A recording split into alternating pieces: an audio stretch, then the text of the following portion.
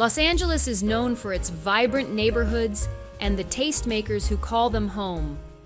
Today, we're ranking 5 of our favorite residences that speak to the city's diversity, starting with a Spanish revival and ending with a restored Victorian. Be sure to let us know your own favorite in the comments below.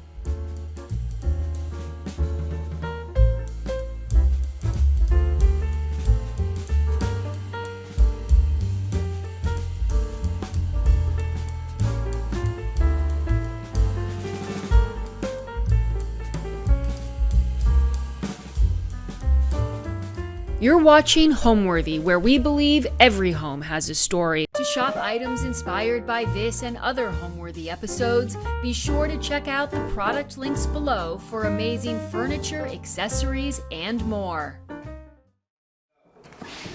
Hey Homeworthy, it's Drew of Lone Fox. Welcome to my house in Los Angeles. Let me give you a tour around.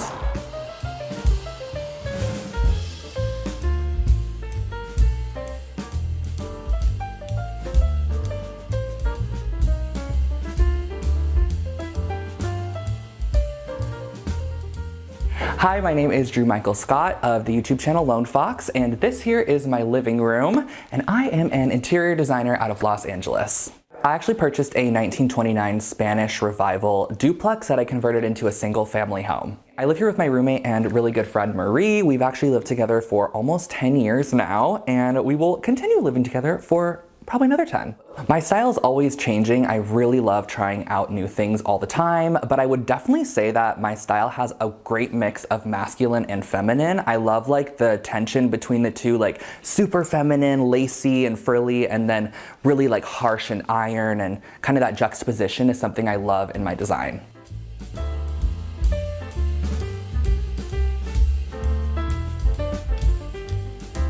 Starting off in my living room, this is actually the reason I purchased this home. And this is kind of the grand living room because there's actually 2 since it is a duplex. There's one right underneath. And I love this room because it has a cathedral ceiling that features the original painting on the beams, and I just love that. And I definitely kept that in mind throughout the color use of this entire house, was keeping that beam coloring, the green, the red, and the orange. And in here, this fireplace over here actually had a mantle on it, but it was an added on mantle. So I removed the mantle and brought it back to its original state. I was able to tell that it was actually added on. And so when I did that, we ended up painting the entire room this kind of like, it's called Old White by Farrow and Ball. And it's just kind of like a milky color that resembles old plaster. And in this room kind of is more of the period room to me, like period appropriate room, because it just features a lot of elements from the 1920s. I have these original Monterey chairs, and I love these. These are like my absolute favorite set of chairs in the entire home. I've really been into that kind of like Southwestern style lately, and these just have always fulfilled that love for me. And over here are some built-ins that I actually created. So this wall just used to be a big, huge empty wall. And this actually used to be a large window that the previous owners ended up removing and putting some old doors here. But the old, well, I should say they weren't old doors, they're actually new doors, and I turned them into old doors. I actually found these, believe it or not, in Pasadena at an architectural salvage store, and they fit the door frame perfectly. So I just knew they were meant for this spot in the house. And around that, I built these built-ins and then reframed the entire built-ins. These are actually IKEA, and repainted them, added electrical, DIY'd the whole situation, which can be seen on my channel, and created this lovely little built-in focal wall, which is great because it's like the first thing you see when you walk into the space. And then moving right around here, I haven't even talked about any of the furniture yet. I have a bunch of really fun vintage pieces. I found this sofa from Pop-Up Home in Los Angeles. It's a vintage Italian 70s sofa, so mixing eras and time periods, but the color just works perfect in here. And this table here actually used to be a kitchen island, and I cut the legs off of it because it was just kind of an odd height. It kind of sat right about here, and I wanted to turn it into a coffee table, so cut it down about 20 inches or like 12 inches or so and turned it into the coffee table. On my first trip to Round Top, I got this new lamp, which is so cool. It's a German lamp. So again, just like mixing so many different pieces throughout the space.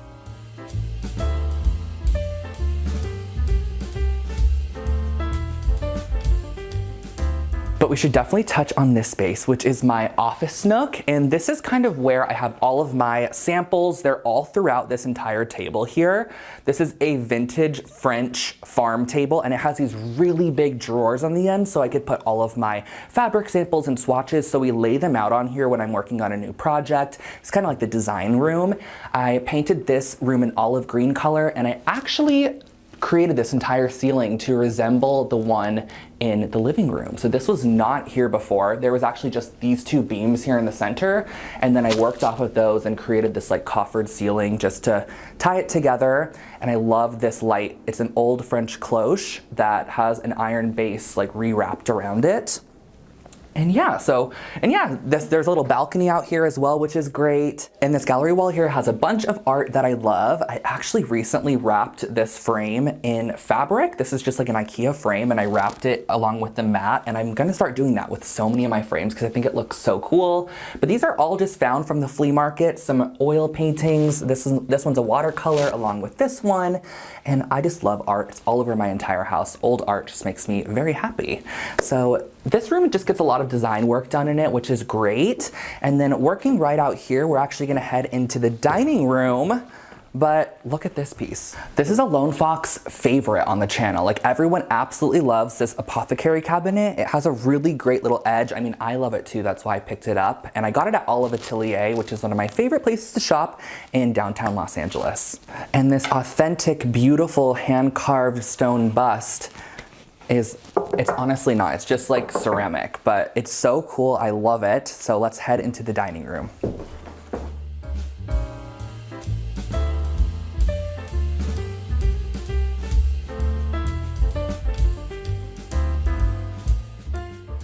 And we can't forget about this little area because this space I recently redid on my channel, and it used to have a door and was kind of like a little hall closet, but there was a window, and I thought, why not I just open it up? It's actually where I converted the space into a little doggy door for my new puppy Winston.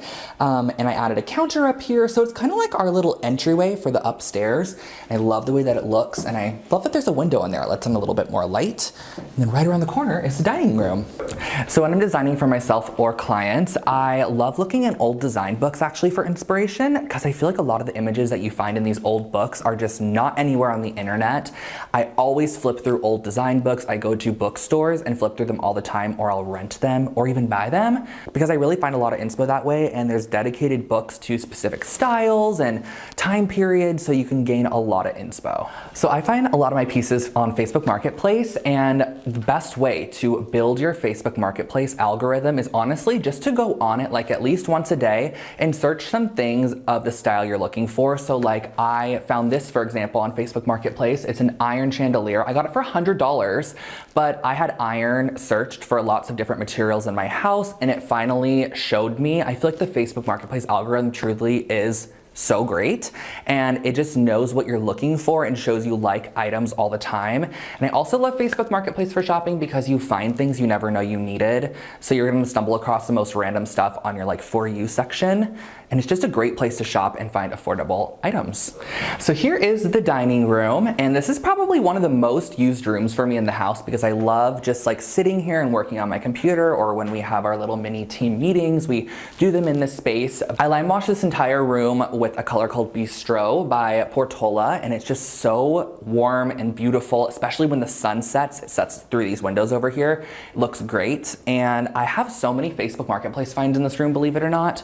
We have the chandelier over here, the bookcase against this whole entire wall over here is Marketplace, the mirrors Marketplace, the lamps Marketplace, the busts Marketplace. So you guys, I just love using it because I just stumbled across this one day and I was like, I need that. So I picked it up, and I have just a bunch of favorite serving essentials over here, like these little dishes, candlesticks. I have these decorative plates on the wall. I love decorating with plates. And actually, the focal of the entire room is this insane table that weighs over 1,000 pounds, and it had to be taken up here very carefully by some heavy lifting movers, and they were able to get it up here, which is great. So a few of my favorite features in this room, firstly, are the ceiling beams. They actually have the original painting on the beams. And believe it or not, there's these little scrolls painted on them. And when I had an appraiser come through and look at the light fixtures in the home, she let me know that these scrolls actually would have your initials put in them. So whoever painted this never painted their initials in them, or like the house got sold and the initials were never painted. So I'm ready to put LF in there for Lone Fox, of course. I just haven't done it yet, coming soon. And then I also love this popsicle stick lamp right here. Found this on Marketplace. It's such a cool piece. It's called tramp art, actually old art that was just created from like everyday random objects. And I love it. I think it's so cool, and just the use of material. And again, hanging plates on your wall. It's such a fun way to display decorative plates. It's like artwork, but the shapes are really nice because you really don't get that in frames, you know? So this looks really pretty. And yes, I just love the mix of materials throughout this entire space. It just feels really cozy. The sconces as well. Believe it or not, this wall, this used to be a wall right here. There used to be like an entire wall here, and I opened it up into this large archway to reveal our coffee bar, which is right over here and leading on into the kitchen.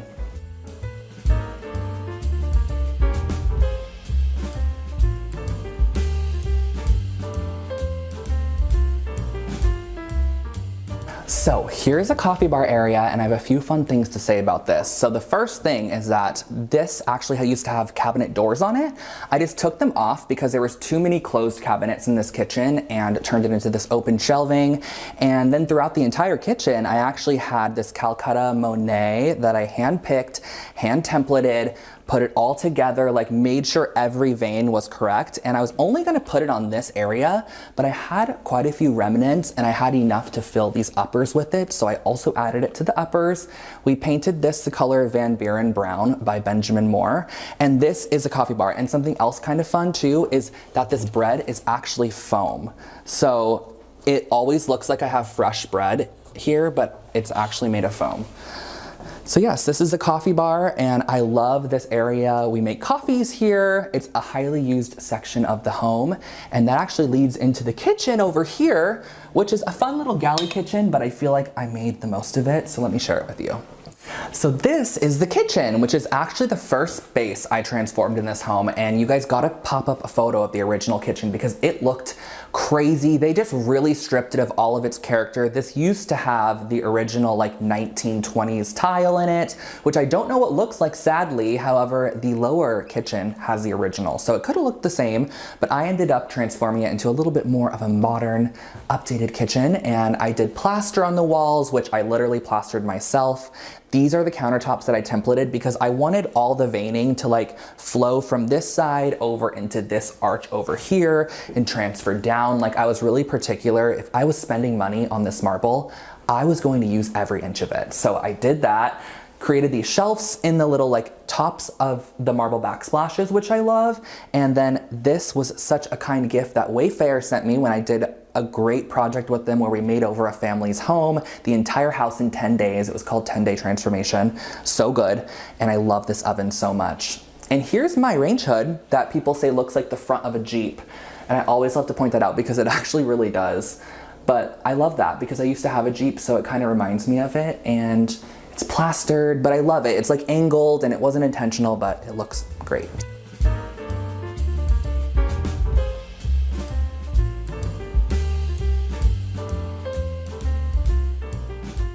Through this archway is the breakfast nook, and this is such a cute little space. It actually has a fun table that I kind of put together. I pieced it together. This is actually a tabletop from Morocco. It's a liege tile, and I put it on top of a pot and then on top of a rock and just like glued them all together and created this table.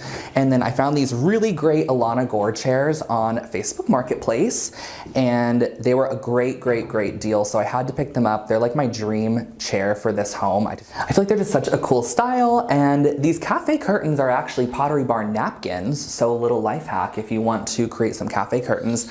I hung them on this like $6 rod from Lowe's and then hung up some curtains so I can like swap them out if I want to change the color or anything.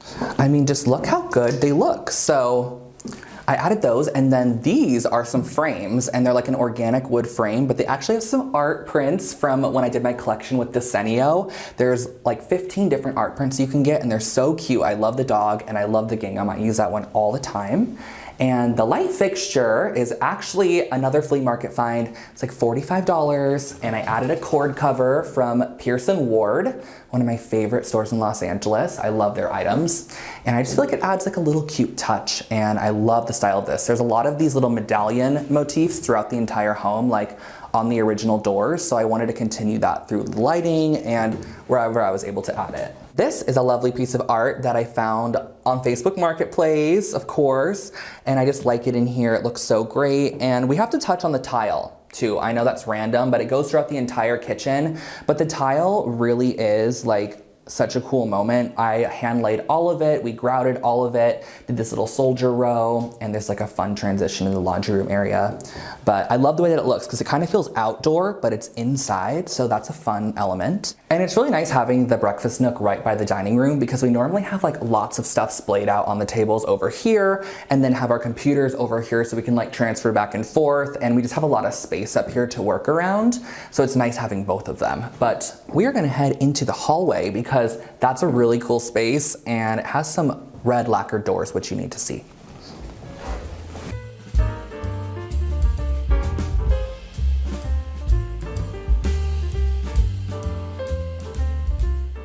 So I feel like hallways are a pretty boring space normally because they're like the transition to every other space in your home, but I decided that I was going to make this space really fun, and I lacquered the doors. Well, I actually just high gloss painted them with Farrow and Ball's Eating Room Red paint, and it looks so great. And then on the walls in here is their paint in the color Cord.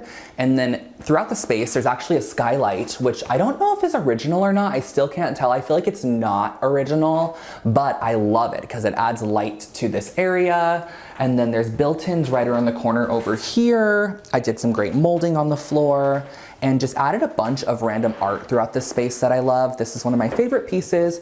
I got it with my mom back in our hometown at a little vintage store, and I was like, wow, I feel like this is a good one. So I had to pick that up. And yeah, this is the hallway. We're gonna head on into Marie's bedroom.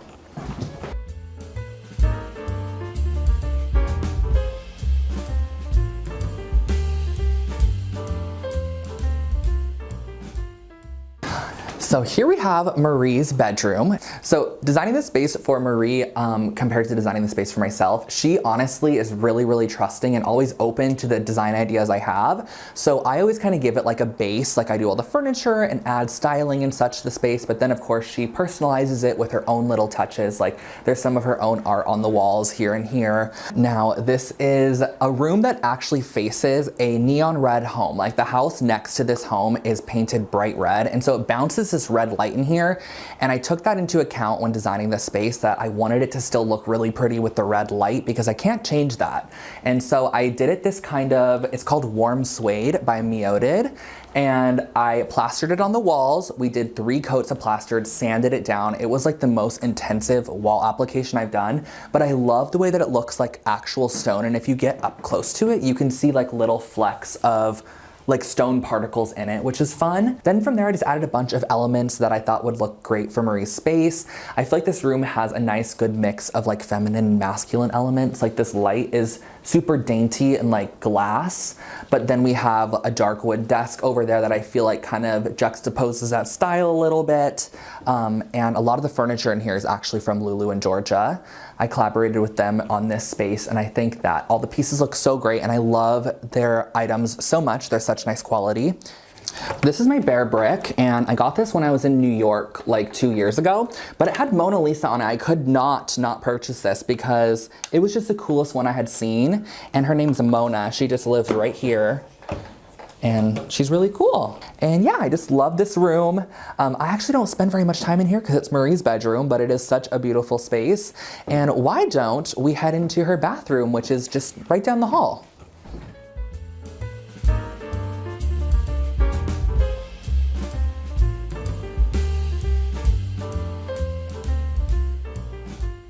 So here is Marie's bathroom, which you actually might recognize from Architectural Digest. I did this as a project for them, and it was like a 5-part social feature, which was super cool. And the reason that this project I think did so well was because this material on the walls is actually called concreta, and underneath this here is all tile. Like all the tile that they had in here before, which was not cute. It was like white subway tile. I went right over the top of it with plaster. Like, didn't have to do anything. The entire shower was all tile all the way up, went over it with plaster, did not have to tear it out, re-hot mop it all, like resurface it and then plaster it. Like, it's such a great step. It's such a great product, and it's by a brand called Meoded. A lot of the wall finishes in my house are. And I also found a bunch of Facebook Marketplace finds for this room too, like this vanity, which I painted this color, which I think is Aurora Brown from Benjamin Moore. And then I found the shield crest mirror on Facebook as well. And this great light here, it's like a Murano sconce. I got it at a shop called Panoply in Los Angeles. And there actually used to be a door right here. I even forgot about that. I covered up the door because it wasn't necessary. It led to the laundry room, and we have a laundry hutch on the other side now, and then towel storage on this side. So it's just a little bit more better flowing, and I love the way that this room turned out. Really created an impact for how small it is. And now I'm going to take you into my bedroom.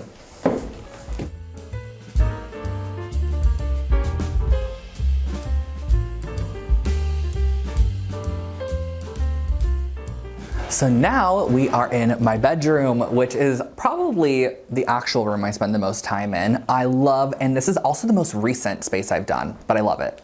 It's turned out so great. We did like this really cool striped ceiling detail and added these pinstripes to the ceiling in navy, and then I painted the ceiling this kind of gold chartreusey green color. So my bed is from Crate & Barrel and Jake Arnold. This is such a great bed. It's mohair and it has like this really cool shape to the back of it. And then I actually got this bed cover from Olive Atelier. A bunch of the furniture in here is from Olive Atelier, like the wicker chase and the stool over there. And I actually found these lights, these pendant lights on Facebook Marketplace for $30. The lady just threw them in a box and sent them here. Like, they arrived in a box this big, and there's like 2 pendant lights in the box, but you get what you pay for, you know? So they were $35. And my nightstands are from CB2, a little vintage table over here just for the time being. I don't know what I want to add over here yet, so I just added this furniture piece. And we can't forget about this amazing TV cabinet, which actually has a little key that you open it with. This actually used to be like a mint green color, and I painted it to look like old wood, so you just open it up and my TV's inside. And then I actually have all my like dresser storage, like for my clothes underneath there. And then all my camera stuff, look at this, sneak peek is in here. Needs to be organized though, so don't look too close. And that's the cabinet. And this is the TV cabinet. I love it though. It's really substantial and takes up a lot of space. This little crest here is from a flea market. I found it. And then working our way over here, our last room that I'm gonna share with you is my little office nook, which I think is so cute. I love the way that the space turned out.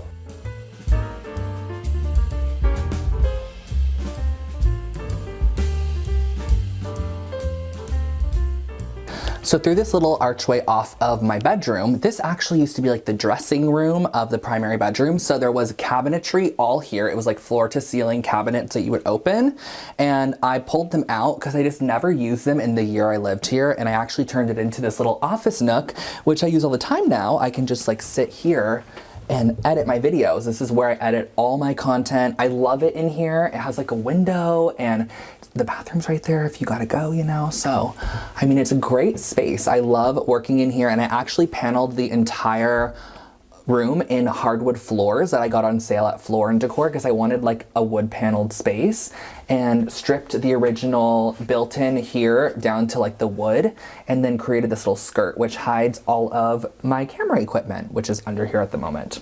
But I think this is really cute. It's such an easy way to add hidden storage and a little bit of texture and pattern without having to like create doors or like figure out how to add them to a space. The piece of art here I love because it just has like a masculine energy to it, which I think is really cool. And then but I love how he has a little picture with tea. Like, it's so cute. And then the blues coordinate with the blue in the bathroom behind me, which is currently a work in progress, so we're not gonna go in there yet. Home to me is all about a space that you can be 100% yourself in, feel 100% yourself, but also really feel inspired in as well. And kind of, it's a collection of your life. You know, you can add trinkets and little additions as you travel or grow up throughout your years. So I feel like it's just like you in a space. Well, Homeworthy, it's been great having you. I hope you enjoyed my home tour, and I'll see you next time. Bye.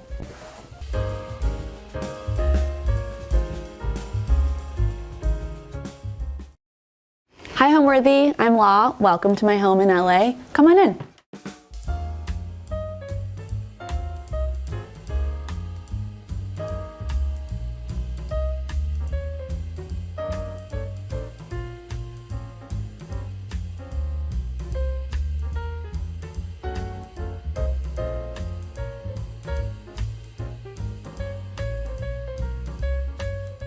You're watching Homeworthy, where we believe every home has a story. Be sure to visit our website, homeworthy.com, to discover amazing furniture, art, accessories, and more, all handpicked by our editors to help transform your house into a home. All of the items are inspired by the episodes you see here on Homeworthy. Enjoy!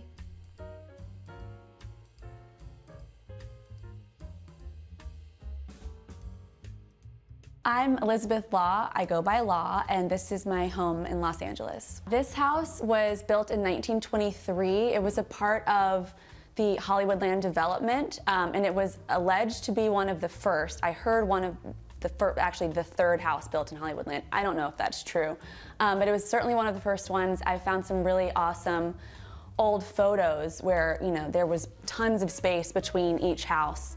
When the development was built, there were, I believe, 3 options of architectural styles, one of them being Spanish. So this is kind of quintessential Hollywoodland. It's in Beechwood Canyon, right under the Hollywood sign. So when I saw this house for the first time, I walked through the gate into this courtyard, and I absolutely was struck by the entry, the architecture, the whole thing, and it really did feel, I mean, it was exactly what I was looking for in every way. The outside, inside thing for Los Angeles is just perfect. Having this much space in this neighborhood was, you know, unexpected. So it felt like home immediately.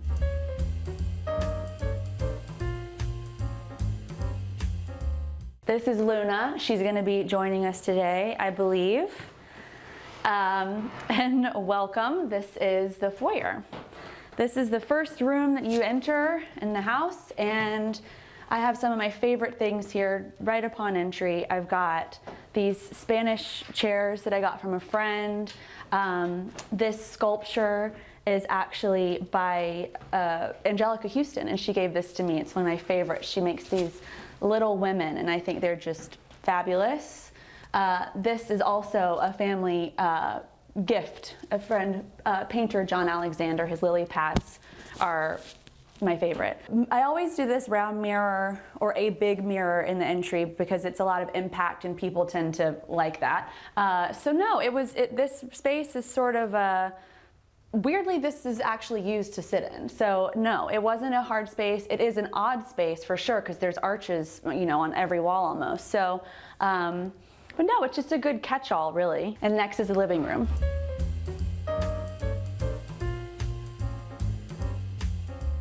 So this room is where there's lots of hang time, very cozy, tons of seating, and it's just a collection of old, new things that I've found along the way. I've got Brutalist, I've got Deco, I've got something from India.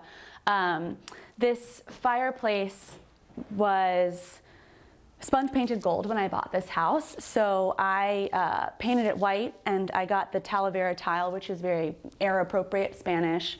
And I tiled it myself, so don't look too closely because it is far from perfect, but at least it looks better. This is my newest prized possession. It's a painting by Martha Manns. I got it at a gallery in Santa Fe. Santa Fe in particular holds a very special place to me. So this is called Dangerous Beauties, and it is cactus flower, and I think it is just so fabulous.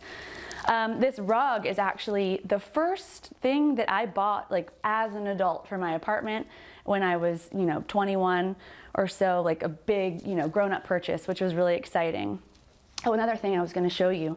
This, I've gotten a lot of art at estate sales because it's just a great place to find things that you wouldn't have expected. And this painting, I did not realize, was actually by Janet Gaynor, who was the first woman to win an Academy Award at the first ceremony. So I thought it was so cool because this is about the time when this house was built. So, whenever I can find little historical elements like that, I try to incorporate it. These chairs were just a fun thing that has an interesting story because I found them on an auction, didn't buy them. About a year later, they popped up on eBay, and they're without question the same chairs. So I ended up getting them, and I found an old postcard in them. I don't know where it is, but there was a postcard just shoved in there that was from like 1925, and it was a thank you note from someone written in Swedish. So that was kind of cool. So the hardwood floors are original. What they did in probably the 80s, which was a popular thing, they wanted to make the skinny wood look like bigger, wider planks. So they made these weird grooves in them, which is a shame because it really dates it, but they are original floors for sure.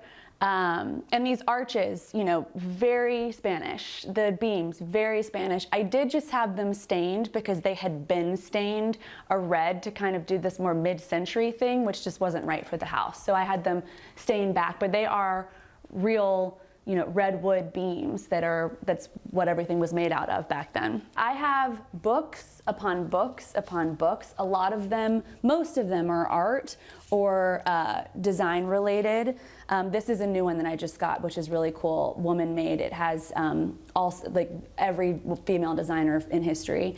Santa Fe, of course, and then over here, more books. I have quite a collection of interior design and artists. So this tea set I actually got in Morocco when I was 10 with my dad.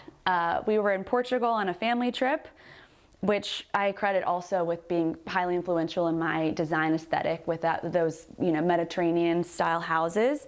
And my dad came up with a plan then and there that when everybody turned 10, we would go on an individual dad-child trip, and we went to Morocco. We drove there way before GPS, so I had a map and shotgun, and we made our way down there. So I bought that when I was 10 years old. We drove from Portugal through Spain to, the ferry and took a ferry over to Morocco. These I have two of these candelabras.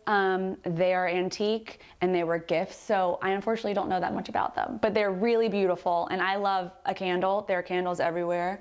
And these are pretty awesome when it's all lit. When I'm entertaining, I definitely like to put the candles all out and have them all lit. Very vibey in here, but I have also learned the hard way that sometimes too many candles can be a problem. So it depends on the kind of party I'm having. These old plaster homes are really well made for climate, honestly. So while we'll get a lot of sun coming through this side of the room in the afternoon, which is also very fun because my disco ball in about an hour will be all over the space, which is very fun. But honestly, the heat is not so much of a problem in here because it's just so well insulated because of the way this house is built, which is amazing given that it is 100 years old.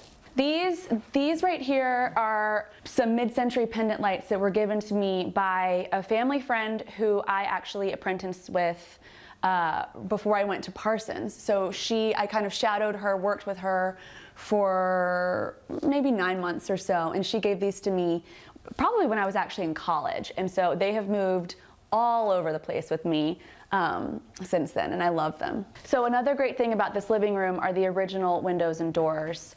This room has 2 sets of French doors that go straight outside of the courtyard. So let's have a look. This house is a little over 2,000 square feet. It technically is 3 bedrooms, 2.5 baths, but I've kind of reconfigured things to have different purposes for my use in this house. So my personal style is definitely eclectic. I think it leans in the Spanish and sort of old world vibe. When I was looking for a house to buy, I had all of that in mind. What I already had really works. So it's eclectic. I have Art Deco, I have Brutalist, I have, you know, Gothic Spanish, I have contemporary pieces, I have family heirlooms. So it really is a mix.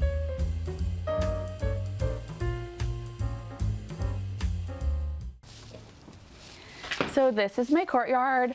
It is a perfect place to have an alfresco meal. It's really peaceful up here in Beechwood Canyon, so it's often very, very quiet, which is amazing.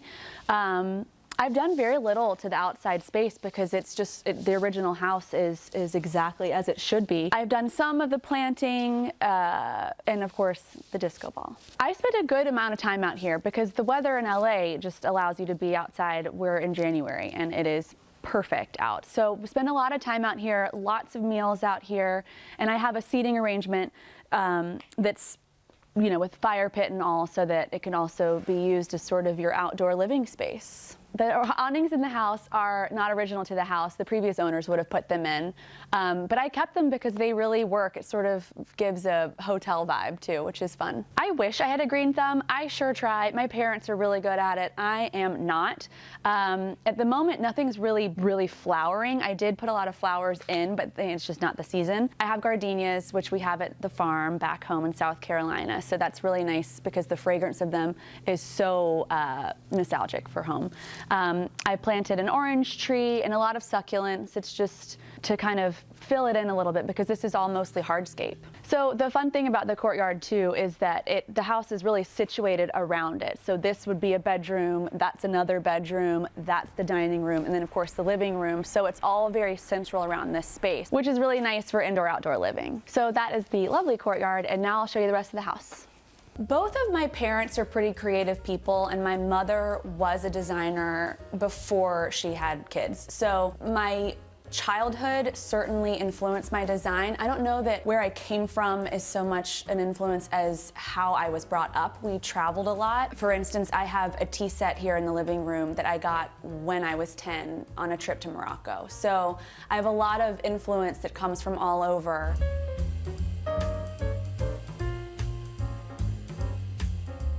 Before we check out the dining room, I want to show you something really quick. It's the powder room. I haven't done too much in here since I bought the house, except the wallpaper and the light fixtures, which was really important to me. A powder room is always my jewel box moment in a house. Love wallpaper, especially when it shows flora. So this, along with the light fixtures, really brought it back to sort of an old world feeling that I thought was missing in this space. And it's fun, like a fun departure from the rest of the house.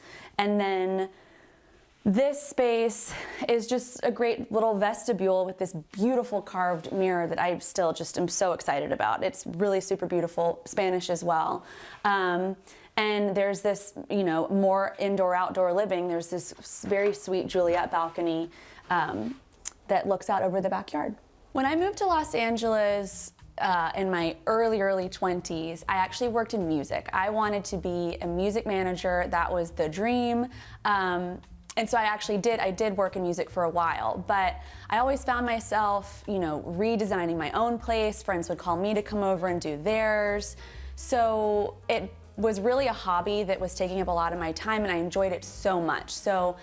And the music thing just wasn't really what I had fantasized that it would be. So I went to the East Coast for a little bit before I went to school in New York, and I apprenticed under a good family friend who's an interior designer. I worked with her for under a year, but it was really informative and useful. And so then I went up to New York and went to Parsons and did their interior design program, which was amazing. And going back to school was such a different experience than just being an undergrad. So that was very valuable. And I kind of launched from there through word of mouth, friends of friends, and so on, and just kind of jumped.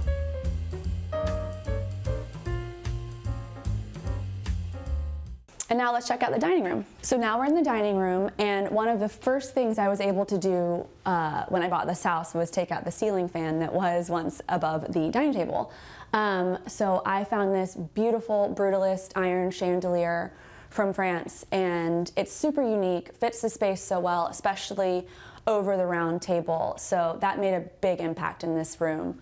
Another thing that was odd was that these beams had been faux finished in like a purple and green faux wood something or other. So that I obviously had to get rid of as well, and kind of just pared it down and brought it back to just being a more simple space. Again, I have lots of just found collected things. This mirror right here is a family heirloom from my grandmother, so that's very, very special. This piece of art over on this side of the room, my brother went on a backpacking trip throughout Asia, and this is actually on linen, so he had this, and he knows that I love elephants, so this is an elephant ink drawing, I suppose, on a piece of linen. So he had it all folded up in his backpack for months and brought it back to me, which is very sweet. So I have that framed, and this room gets a lot of use. I love a round dining table. It really allows for better conversation. Everyone's included.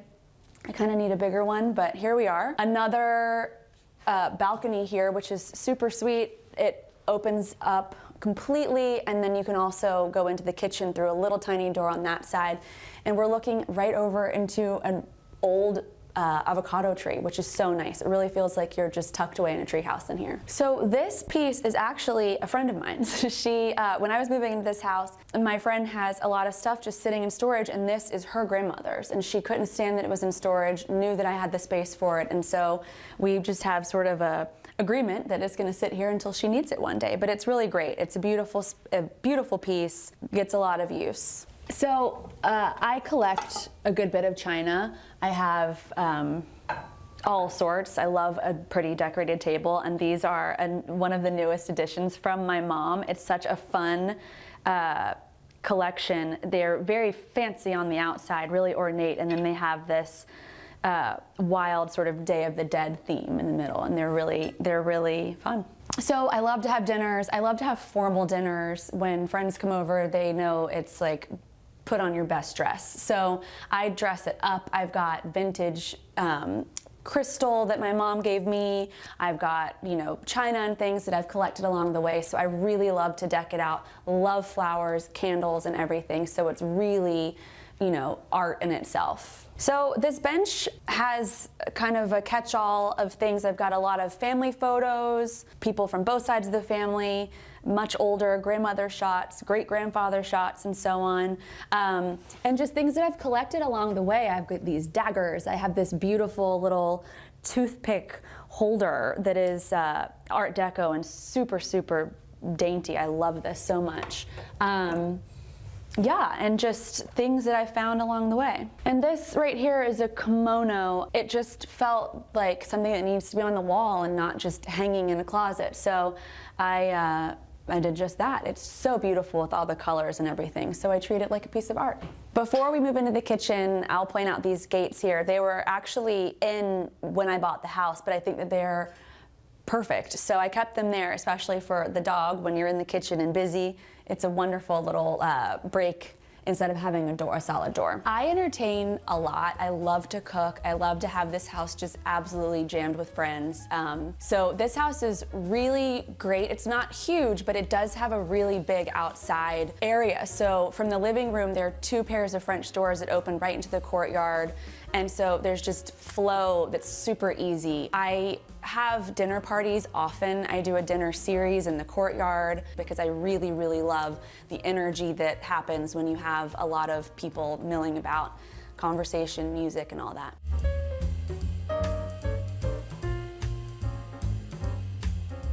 So this is the kitchen, and instead of doing a, breakfast table, which is kind of what this would have called for, I have this enormous piece of furniture, which I got in Santa Fe actually, and it was just perfect for this space. So I use it as another kind of china cabinet and everything like that because this kitchen does not have a lot of storage.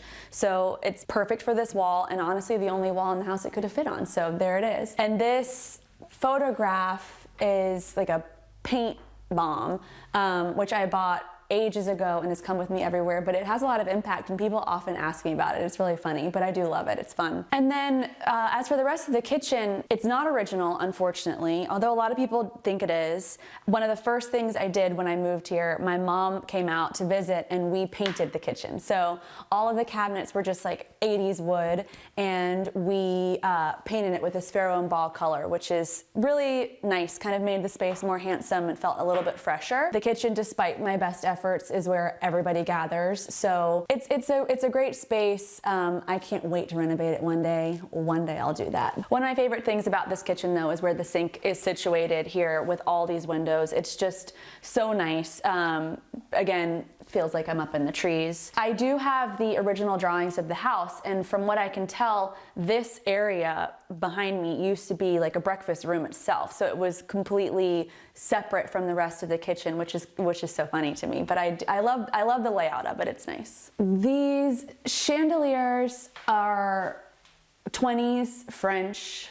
I love them so much. I put these in most of the light fixtures in this house I've changed because they had been kind of updated here and there over time. So these were a beautiful pair, and they really add a lot of character to this space. So this kitchen, while it's not original, the tile countertop sort of lends itself to the time. There's debate on whether tile, stone, or even chopping block is a better surface for a kitchen.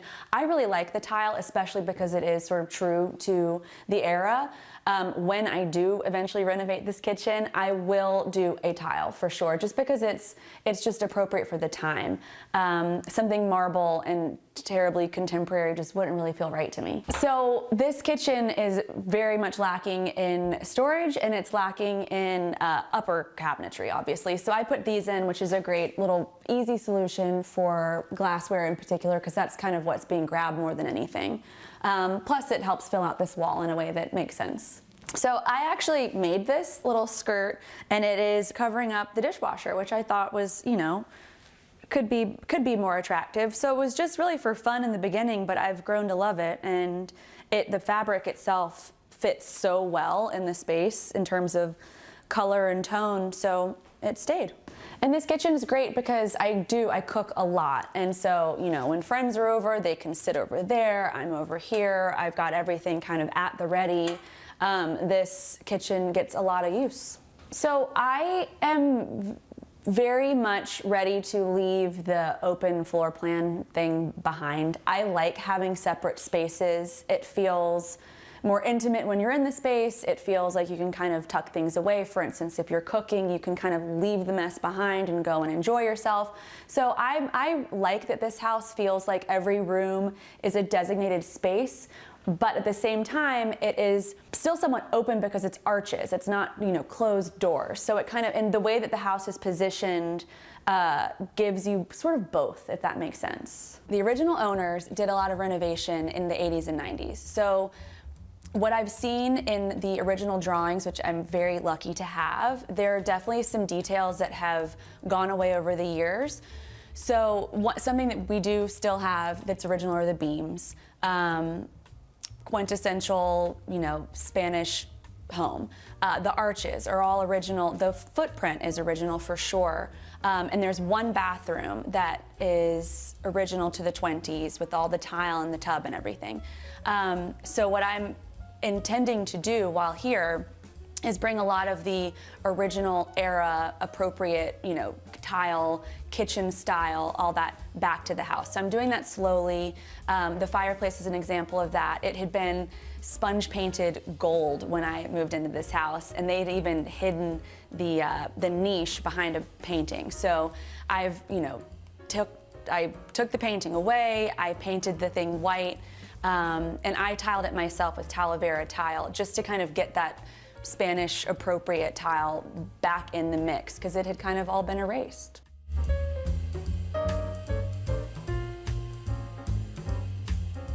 So the bedrooms are conveniently right off of the kitchen. This whole area is, bedrooms, bath, and so on. Come on in. So yeah, this is the only built-in left really in this house. This would have been very typical at the time because there wasn't a whole lot of storage and closet space. So these are old. I use them as a linen closet. It's very convenient and nice, and I would always keep something that's original if I can.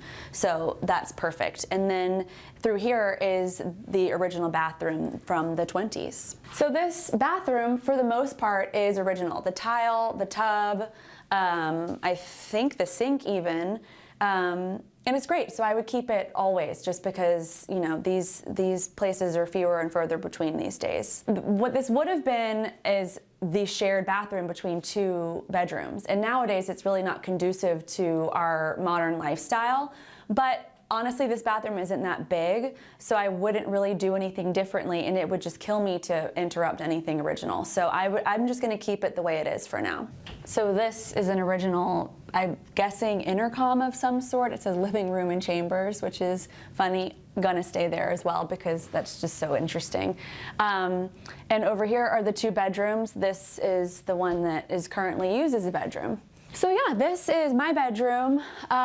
It's a sweet little room. When I got the house, there was actually like a 80s closet that went across, and it had, you know, floor to ceiling mirrors on the door, sliding doors. So I took it out to give myself more space. The light in here is wonderful.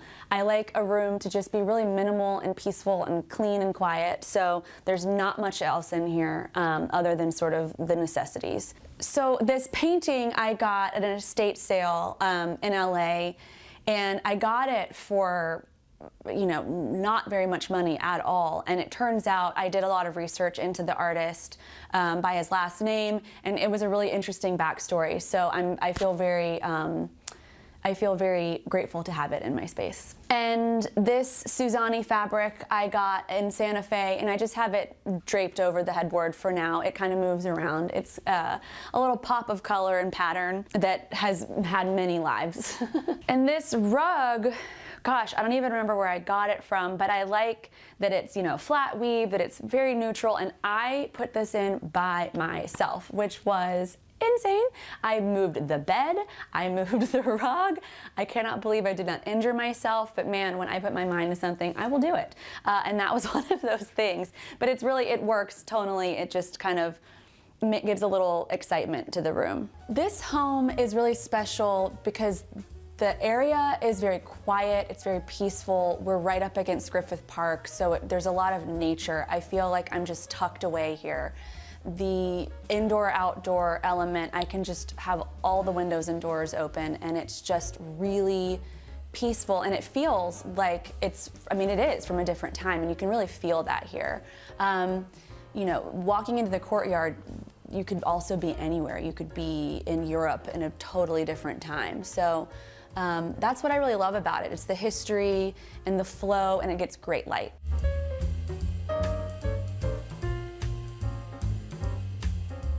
And then my dressing room is next. So this is my dressing room, come in, which is a bedroom, but for my purposes, since I'm here by myself and there's not a closet in the bedroom, I just converted this into a dressing room, which is pretty wonderful.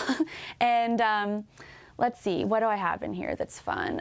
This is one of my favorite. It's a vintage jacket from New Mexico that is real special. So this is one of my favorite pieces that I have in here. I have my dress up pieces because we need those here in Los Angeles. And then this piece I've had for so long. Again, the family friend who I worked for as an apprentice early on, she gave this to me when I first went away to school. So this has moved with me. It's been recovered a million times, and I think it is just so elegant, and I love it, and there's no better place for it to be than in a dressing room. I love decorating my own home because it's such a natural thing to do. However, the difference between me decorating my own home and decorating for a client is that it's never ending. It is a constant evolution. I'm always buying new things, fitting new stuff in. So it's not quite the same, and as a perfectionist, it will probably never be finished. But I do love it. I mean, I absolutely love collecting things on travels and just, you know, along the way. The word home to me is a sanctuary. It's where you feel safe. It's where you have sort of the story of you. It's the things you've collected, it's the things that you enjoy. To me, a home is an expression of the person.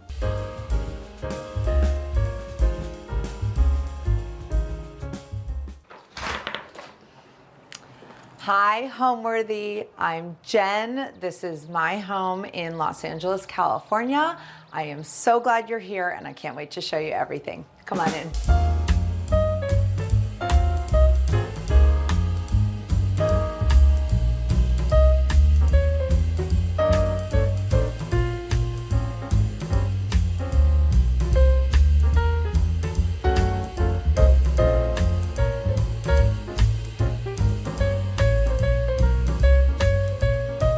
Hi everyone, I'm Allison Kenworthy, the founder of Homeworthy, and over the past few years, I've been dedicated to bringing you inside the most beautifully decorated homes from around the world and introducing you to the people who have shaped them. Hi, Homeworthy. I'm Roz. You're here at my home in Los Angeles. Come on in. I can't wait to show you around. With this membership, we invite you to open more doors, discovering new homes, rooms, and personalities exclusively available to those with the keys to our guest house. You'll be part of a community of people who are also passionate about all things interior design. You'll receive early access to the videos we upload to the main channel. Most importantly, each week we'll be uploading unique videos here that are exclusively available to our members. Tips and tricks from top designers. We used a high gloss lacquer on the ceiling, and it really just reflects everything beautifully. Never seen before rooms. And the kitchen is the old altar to the church. This is state dining room. We have a lot of luncheons and dinners and brunches in here. Behind the scenes photos and so much more. We look forward to welcoming you inside our guest house. To access all of this exclusive content, click the join button to become a member today. You're watching Homeworthy, where we believe every home has a story. Hi, I'm Jenn Feldman. I am in Los Angeles, California.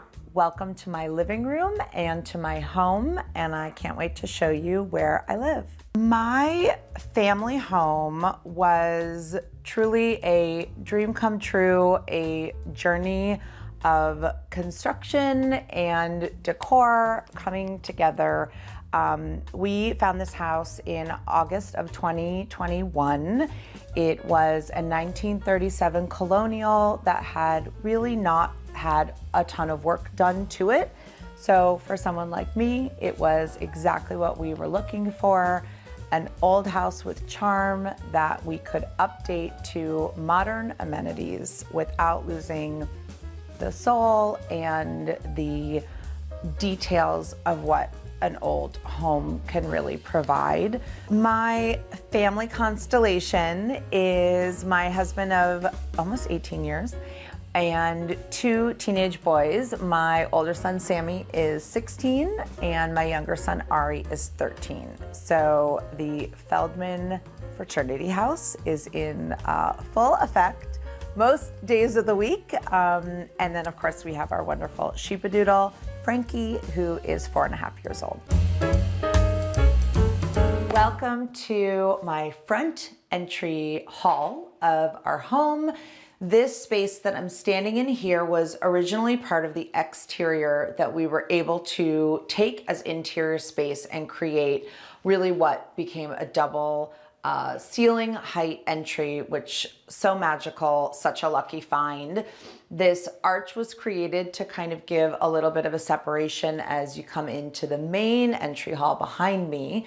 But before I take you there, I'll show you just a little peekaboo of the world I live in with a lot of teenage boys. I have two of them that have very large shoes and a lot of backpacks and sporting equipment. So the wall over here was designed to be beautiful cabinetry, but what's really behind the doors is lockers for each of my kids to have all of their supplies and things that they need, and shoe storage below that allows me to not have to look at it every day. So behind me is kind of the main entry and the beautiful staircase. We were able to cut a custom rug for this and make a staircase runner, which I'm still in love with every day, and kind of gives the grandeur and formality to the home. So behind me is kind of our entry part 2, as I call it. This was an art piece that we were able to get on a family trip abroad a bunch of years ago. Holds a really special place to us, just the memory of being on that trip all together. And this is a vintage chair that I picked up in Round Top, Texas. You'll hear me cue that one a lot. That's a big shopping destination for us. And I'll show you another really fun thing. When I originally designed this piece, it was to be functional always and to look great. And having a baseball player in the house, I'm often having to think about making sure that all the gear has its place. So one of the fun things with this piece was it was designed to look like all drawers, but it has a double height one to hide the baseball gloves in the entry. You'll hear that a lot from me. And yeah, all my beautiful things that I collect to just kind of greet you when you come in. I am the queen of mixing masculine and feminine energy. I wholeheartedly believe in that from a design philosophy always, but I think in my particular house, I tried to walk the line of balancing being able to always, first and foremost, live in this house the beautiful life that we've created, and at the same time become a master of storing baseball, volleyball, and sporting gear that I would like to not see on a daily basis. My decorating philosophy of this house was quite a wonderful journey of bringing the things I love most together. I am a Midwestern born and raised girl from a suburban, beautiful area in Columbus, Ohio. So when people ask me about my style, I say we found the suburban street in Los Angeles that was our dream come true for a family neighborhood, mixed with the appeal of a modern London townhouse infused with European touches that I so passionately love in personal and professional life. So an amalgamation of all the things of Los Angeles, Midwest, and London. Welcome to our front formal living room. As I always say, or used to always say, this is my playroom, the space that I get to have all of the things that I collected. I think what's always interesting about older homes is they weren't built for the way most of us are living today, with big kitchens, big family rooms. So in older homes, you actually have these overscaled living rooms, which for someone like me was an absolute dream come true. So this room, we never had to touch anything. The walls were exactly as they were. What I was able to add, and I knew right away, almost a necessity to me and my life, was putting bookcases everywhere that I could so that I used the vertical space in the best opportunities and started to showcase all of the collections that I've been having for years and years. Huge passion for books, always collecting different series, different artist books, different inspirational books that I use throughout my design work, but things that just love and bring me great joy. Bookcases are such a fabulous area to play with creativity, not only in how you layer the shelving, but some unexpected kind of surprises, as I always call it. And one of my favorites is being able to hang art over a bookcase. I remember the first time I did it years ago, and my art hanger said, "You want me to hang this over the shelf?" And I said, "That's exactly where I want it." So in this room, I hung one of my favorite pieces, just small and kind of really layering to the whole look of the shelving. And you can see every little area tells a story.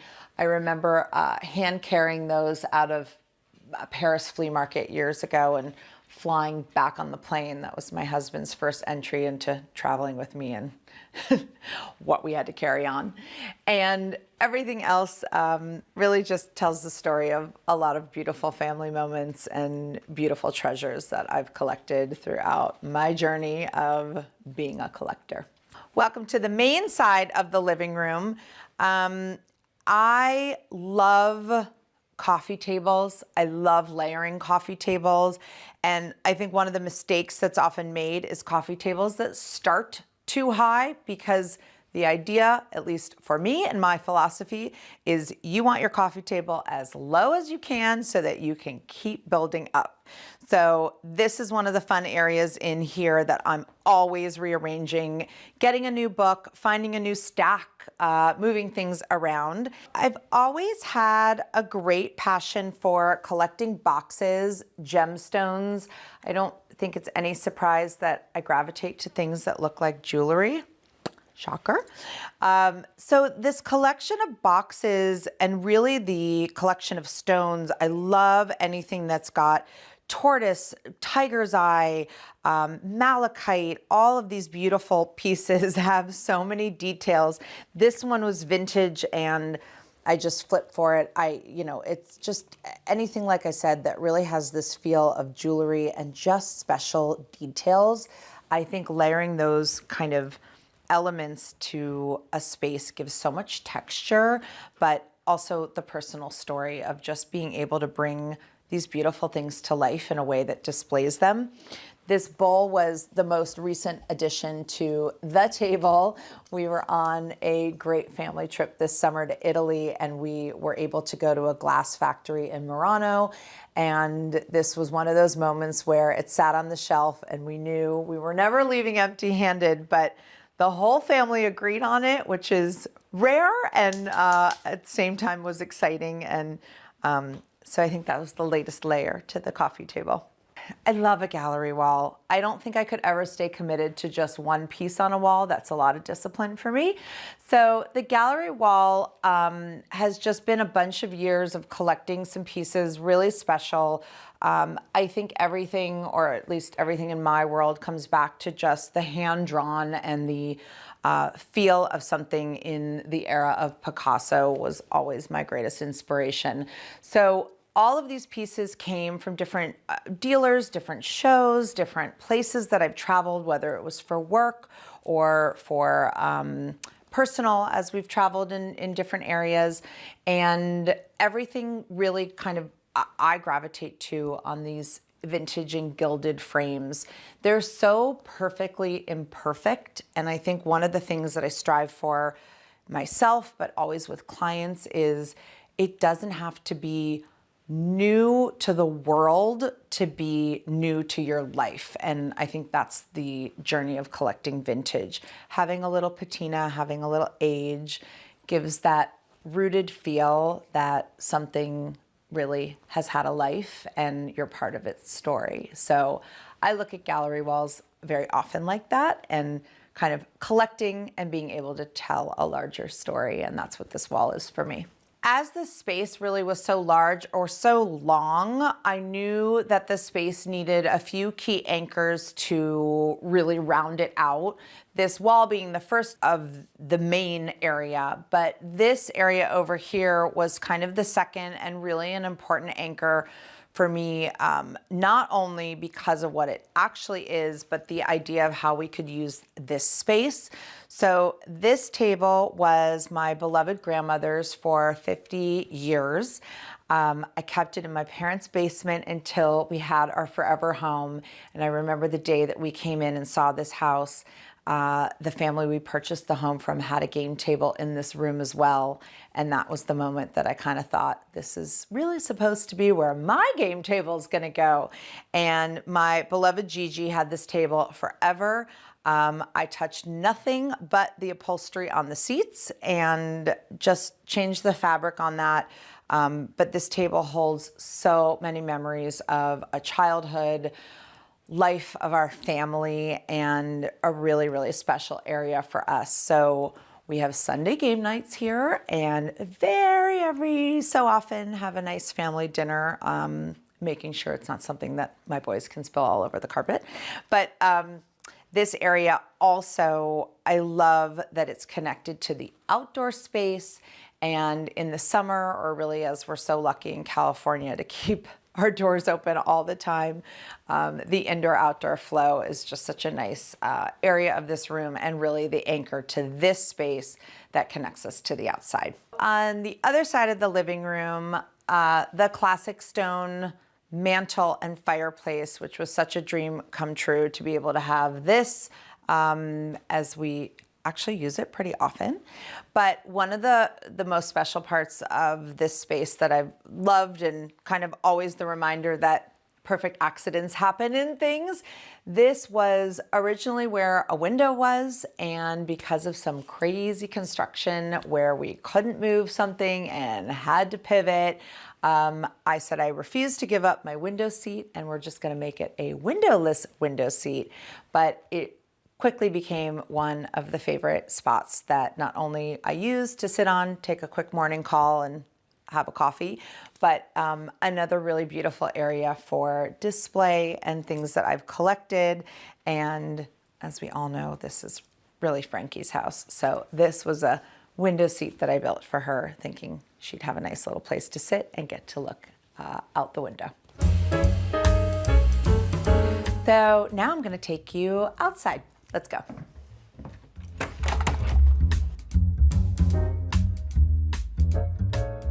So this area was nothing originally. And one of the first things we did, which I'll be able to show you when we get upstairs, was the big addition on the house, which was for my master closet and office, and happened to be right here, which gave us a covered patio below.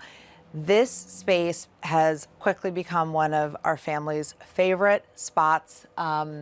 We were able to put a heater in, which means we can sit out here at any time of the year and enjoy California indoor-outdoor living at its best. One of my favorite parts of this outdoor space is not only being able to have a dining area outside, which is just so great for family living, family entertaining. These lights are one of the best inventions that the industry has ever seen. They are LED, rechargeable, and they're in so many different sizes and colors. Everybody should be layering them into their house. And I would hardly call myself a gardener, but one of the things I am most proud of is that I have kept alive and thriving 2 beautiful lemon and lime trees, which are behind you. And I love to forage and drop off lemons and limes to friends, because I think it's so fun that I can always have them and find them. And they drop like a little snow here. We don't get the snow in LA, but I do get dropping lemons, and so I will happily take it. So now that you've seen the outside, I would love to show you the rest of the inside of the house. So come on. I think my style is modern aged. I am a passionate collector of things that are found. I love the journey of finding something vintage, something antique, something that has a story, and mixing it with the fabricated of something that I can find inspiration, create something new, whether it's a piece of furniture that I'm recovering or finding a little footstool and just changing the stain on it to make it the perfect match. There's such a distinct layering to a house that comes with being able to curate, and I always start my journey with curation and look at it as a living part of the process of building a home, telling a story of the places you go, the things you love, the people you love the most, and bringing that story to life. So, welcome to the dining room. As we were talking earlier, even in the living room, when you talk about scale of older homes, the dining room was always a really important room when older homes were built. So we have the luxury of having a really beautiful sized dining room, which was such a treasure to me. table that seats, what's my math, 8, but can always have more. There's a few really special things in here, one of which is a mirror that was in my husband's family for at least 3 generations that we know of. It's one of our most special things that our family got to be able to inherit. And as my husband always says, this was the mirror that his mom looked in every day. And every now and then I've wanted to try and fix something on it, and he said, don't ever do it. Let's leave it exactly as my mom saw it, and it's something that we will always treasure for that. So one of the other interesting things in this room is that the paneling, at least to our knowledge, was original to this house, and one of the other details in older homes that you do not see today is what they call dental molding, because it looks like teeth. And there were strict warnings throughout this entire home renovation that if anybody touched this dental molding, they would have to answer to me, and I might have said a few other ugly words. So this was all original detail that I'm so in love with, and we were able to just renovate. I was able to just paint all of this, and I created a custom mural that wrapped this room really, really special. And one of the kind of secret hints or winks on it is that because I did it in vinyl, it's able to be a lot more durable, and I still got all the beauty out of it that I wanted. This was a really special area. It took me a bunch of rounds to figure out what I was going to do with it, but the original way it was used was just a small display. It was a little off symmetry. It kind of never moved the needle for me, and I didn't really know what to do for a while until I started on my nightly Pinterest research, and I saw an idea for this jib door, which is the hingeless way to create a door and a little peekaboo of storage. So I'm able to keep all of my backstock china and things that I use on holidays and different entertaining, but for everyday use, it is disappeared, and this was made to match into the molding that was already here on the wall. The fireplace, again, was original, and we just were able to reface it with a really beautiful soapstone, which I love, and you'll see another hint of that in the powder room when we turn the corner for that. And one of my most special areas, things that I've just collected always for years, are these beautiful glass jars that were kind of more of a Victorian era kind of way that it started. Perfume bottles, makeup and vanity bottles they used to have on women's dressing tables.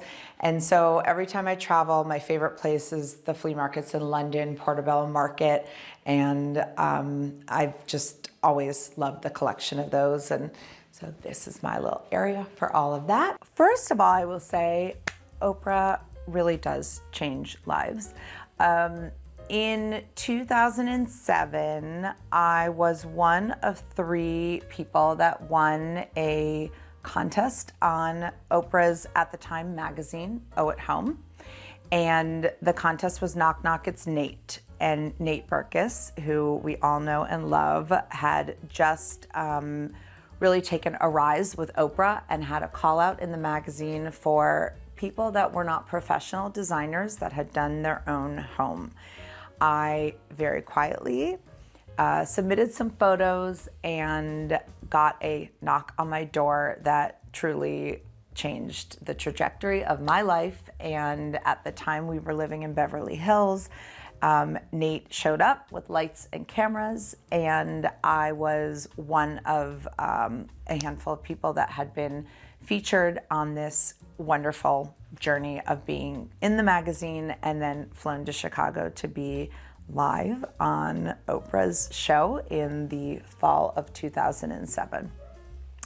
That moment in time really created what would become the platform for my second act.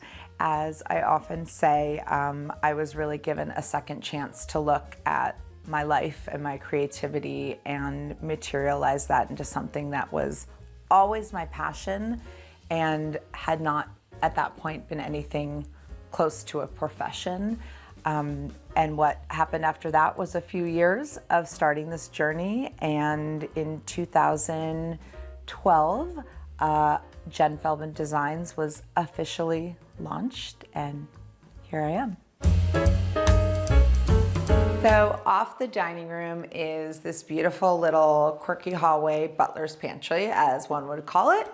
It existed in the old format of the house, but nothing about it was really functional. So one of the first things we did was take doors off of all of these passageways. It just was so cumbersome, nothing that anybody needed. And the way we entertain today, modern entertaining, is everything's open format. So raised the arches, took off all the doors, and this area, one of the other really special details of the house is all of my paint colors were starting from something, but I wanted them all to be customized to something that I had never done before and something that I could say was really unique and only to this house. So this dark kind of green was created for this, and I did this really fun laboratory experiment with using the slab in a non-mitered way. And I had seen an example of kind of an etching on the edging here, and it's just one of those kind of wink surprises that was something I really had never tried before and fell in love with it, had a remnant left over, so this was the piece that we were using. And this is just a fun area. I love collecting. I love having dishes and different things to use for entertaining. And one of my other favorite details are the grills, which are a nod to that European influence, which shows up a lot in European design. So the grills are everywhere, and it's got storage and mirror, and I've got some wallpaper that's layered in on this side. And it's just a great way to collect and display glassware and dishes and silverware and entertaining for the fun times that we use it. One of my favorites was this set that I found in Round Top, Texas, which is some Italian set of dishes, china, and I have a beautiful teapot. I guess I should start making tea. But this color was just what I fell in love with, and it had this beautiful gold rim to it. I also have a collection of splatter that seems to keep showing up. Anything hand painted, I'm your girl. So finding plates that are kind of hand kilned and just hand painted, same but different, always looking for these fun things and collecting those throughout the years. And these beautiful things, I'm not sure what ever would have been used on the tablescape for them, but I put them out because I think they're so beautiful to look at. And somebody had a lot of love. They were monogrammed in gold with all different initials on them. And when I found them, I found one that had my son's initials on it. So I knew it was meant to be. And this is part of one side of the collection. Over here is the glasses, and again, I love finding things that just have that special wink and touch, anything vintage, and these were all from different places that I've gone and traveled and found little special glasses that fill up quite beautifully. And I love when you have the grills on a cabinet like this, because you can really get such a fun peekaboo and see all your pretty things, which is exactly what I do every time I look through here. Being in the business of telling someone's life story, I think the foundation of an authentic home starts always with the people that live in the house. To respect a family, bring their story to life, whether it's talking about their travels in collections of art, photographs, books, objects that represent a moment in time, that represent the way that they felt. I often say I'm an emotional designer, and I think the commitment to the feeling of what a space provides is almost, to me, as important, if not the most important part of designing a room, creating a space, thinking about the people that are going to live in the space, and feeling the authenticity of what that feeling should be when the people that live there get to be in those spaces. And I'm really committed to that part of the process, not only for myself, but for every client that I'm given the opportunity to create for them. I always talk about the powder room as the jewel box of a home. It's the place where everybody visits, and it's the only room that nobody has to live in. So I think it's the area that you can take a risk, get comfortably uncomfortable, and for me, nobody really had to sell me on that. This space was so, I knew from the day I started designing this home, I had fallen in love with the wallpaper that we had used on a client project. And I called the company and said, I love this, I have to have it, but you have to do it for me in my color, which is always coming back to green.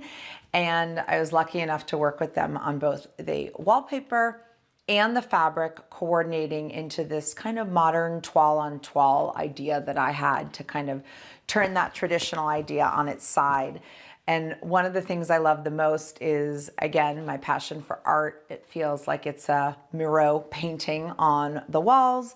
And we were able to recreate the same pattern in this moody green and black and layer it with some really fun art and a really beautiful custom vanity. So now I'm gonna take you into the kitchen. If you had asked me if I was designing my dream house in 2019, what my priorities would have been, and you asked me again after 2020, I think a lot of us changed our mind about how we felt about the kitchen. I personally was forced to cook and learn how to cook because we were all stuck at home and there was not a lot of other options. But the kitchen became such an important space, not only for function, but design and beauty and how we were gonna live as a family in here. So welcome to our galley kitchen. As we talk about with older homes, again, things were not designed in the same way years ago. So the structure of this kitchen was really how it existed. I just changed all the functionality of it to make it work for a young family and a family with all men that needed to eat a lot during the day and multiple times a day. So the viola countertops were my absolute non-negotiable. I knew I always wanted to have this kind of detail, and it took a good long while to find these slabs. But originally, this area was where the stove was, and it just didn't have any eat-in functionality in here. And one of the things we didn't get with this house was an eat-in kitchen, but I was able to convert this island to where we sit for family dinners, or the Feldman diner, as I call it, because I can easily serve dinner from this side of the island as we sit around it every night. But what we do have in here is the length, and one of my favorite things was this custom range that we were able to do in a really beautiful green color. I think you're seeing my patterns repeat themselves. Green is always showing up. And the green with the viola, some really fun details. The world of custom millwork has just gotten so much smarter, and areas like this where you can make it look like something and function like something else is always a thrill when you get to tuck those ideas into good design. One of the other things that I think is just so smart in kitchen design today is being able to have the chance to panel most of your appliances. I was really committed to giving us a family pantry, which tucked away pretty nicely into this cabinet here. Can't say it's my finest organizational moment, but you'll forgive me. And one of my favorite features, highest on my bucket list, was how large of a refrigerator could I get for my family? And to be able to have it paneled is just such a beautiful way to have all of the function of what you need and hidden behind the beauty of great doors and, of course, great hardware. On this side of the kitchen, not only regular functionality for everything, but to be able to have a little bit of balance between closed and open cabinetry. I always love playing with that kind of detail, and function being the most important thing to be able to get to your appliances. But this little area we kept open as a coffee bar, and I love how easy it is to get in and out of it. But my favorite feature, and this talks about knowing your patterns and your life patterns, is I never like seeing paper towels on the counter. So I said to my mill worker, how can we do something better so that I don't have to see the paper towels, or more importantly, when they run out all the time and my boys don't change it. But what we were able to do for this millwork was create a small little opening and put a rod inside the cabinet. It's actually super simple. And what you're able to get is a hidden paper towel holder, which I might be one of, if not the most proud design features that I was able to unlock. Good, bad, ugly. There's a lot of time spent in the laundry room, which for us, luckily, is right off of the kitchen. If you're gonna do laundry, you might as well make it beautiful.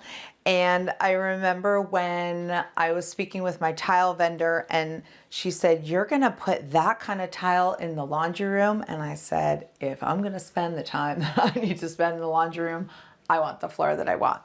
So we did a beautiful checkerboard marble in here, which I love, and it takes its wear and tear. We created a really beautiful custom color in here, which was a gray that kind of had a nod and a wink to a little green undertone. And I think this, which I think they call it brown sugar, is the name of this tile, which I thought was so fitting for just kind of having its moment right off the kitchen. But this is one of my favorite details in this room because I get to see it every day, and it's just this glossy, oversized tile that we were able to pattern in a beautiful box kind of weave pattern. I love to say I thought about these things so far in advance, but I remember the day the tiles got unboxed and I said, let's play. And I think I created the pattern as I was standing in front of it that day, and that's how you break the rules when it's your own house.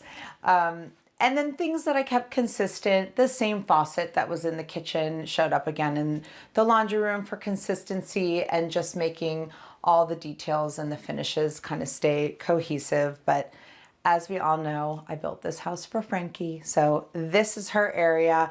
And one of the things that I really thought about in terms of function, which was the reality to my everyday, was building in just the small details like this of dog food, having things be super easy to get to, and knowing your patterns of real life, which is feeding the dog twice a day and making sure that Frankie's always happy.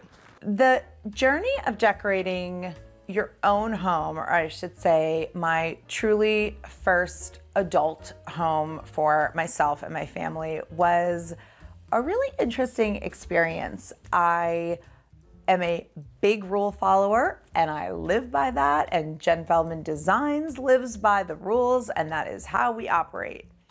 For my own home, I think I was pretty committed to breaking the rules, and I really did it with the intent of pushing my creativity and my opportunity to do the things in a laboratory context that I wouldn't necessarily get the risk to do in client scenarios.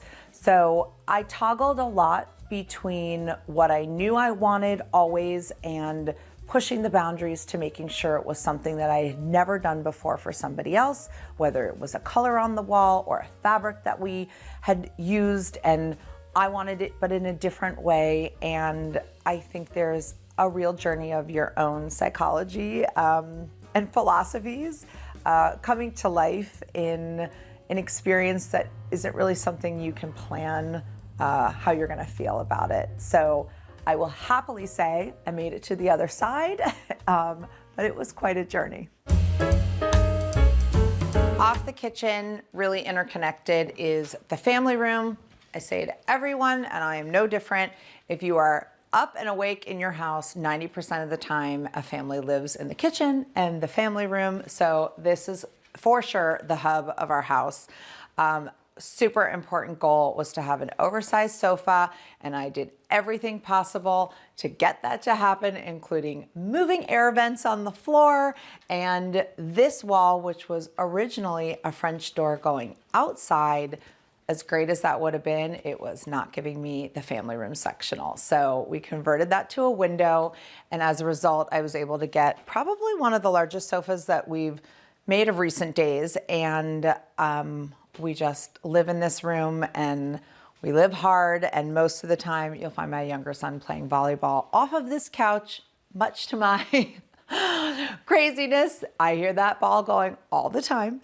And of course, the chair that everybody loves to sit in, including Miss Frankie, which most of the time is where you'll find her perched. And then if you turn the corner and do a full 360 in here, one of the things that kept coming back into my brain as we would sit and watch football, whatever was happening, was I kept staring at this door, and it just was a door, and there was really nothing I could do about it. And one day I got an idea, and I called my mill worker and said, I've been thinking. And he said, Jen, you scare me when you've been thinking. And I said, I know, but I think you can handle this one. And I said, can you turn the door into a plate rack for me? And of course, anything's possible with good design. So I had this door remade to also be a plate rack, which gave me another thing to collect. It really took about 6 inches of depth to be able to make that happen. And this leads down to a California basement, which holds the air conditioning, and that's about it. So this is our plate wall door, and one of the first of its kind, and I love it, and I hope you do too. So now I'm going to take you upstairs to the bedrooms and a few fun surprises. So follow me.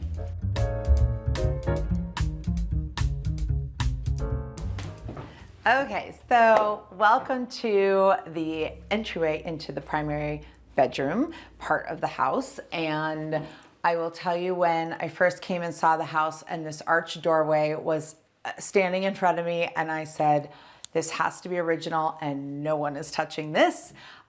This was such a beautiful detail, something that you just don't see a ton of except in older houses. And I just loved it immediately. What is so fun about kind of coming into this area is this kind of whole entry walk-in vestibule. And I remember this piece I got at a vintage estate sale before we had even really started designing the house. And I think subconsciously I must have known that this was going to be its perfect landing spot. But one of the things I love about this is I was able to find a wall covering in this part of the room that's a little different than what I put into the primary bedroom space. And as you turn around here, and you can see kind of all of the beautiful details that were able to just kind of start to show up. This is usually where you find Frankie on her little window seat perch. And I was able to really put bookcases in again in this whole area here to just have all of our family photos and great things to display as you walk into the main area of the bedroom.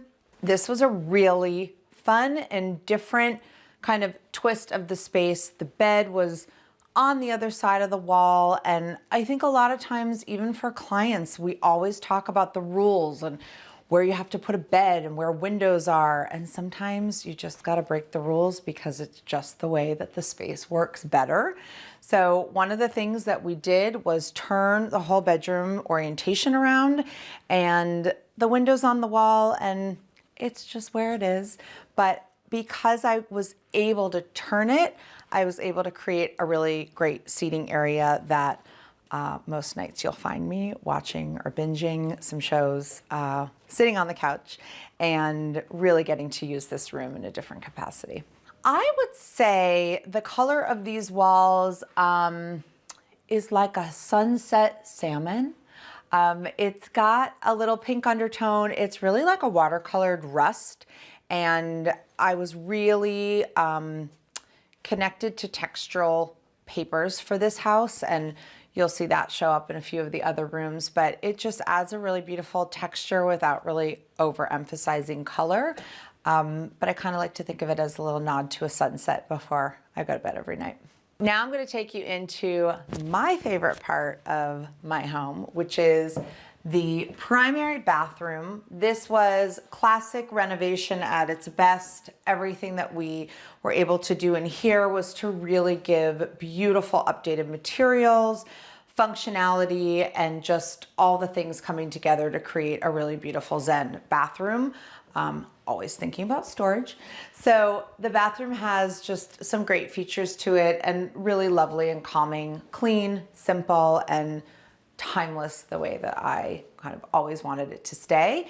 This is my favorite place where you'll find me most nights, either if I'm hiding from all of my boys or deciding that I need to actually get some work done while I'm home. But this is my cloffice, which is my version of a closet office. This was the addition we put onto the house to give that room for myself that I had been dreaming of and working really hard for myself to be able to find. And the special nod to this space was my grandmother's writing desk, which I had had in my family and been keeping for the perfect spot to be able to have it. And I just love that I feel like she's always with me, but that I get a beautiful place to sit. And one of the nods to her that I love is I kept her original upholstery on the backside of the cushion of her writing desk chair. And every now and then I just flip it over, but I get to have a little piece of her with me all the time. And this was her lamp that she had in her house as well. And I just made a new shade to kind of make it mine.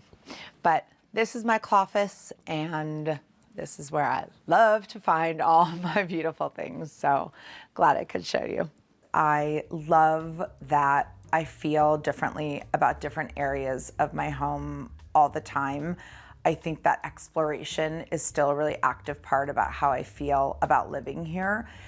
I would say overall, I love the palette of my home and the way it makes me feel. I think in a place like California, we get beautiful sunshine and green grass and blue skies all year round.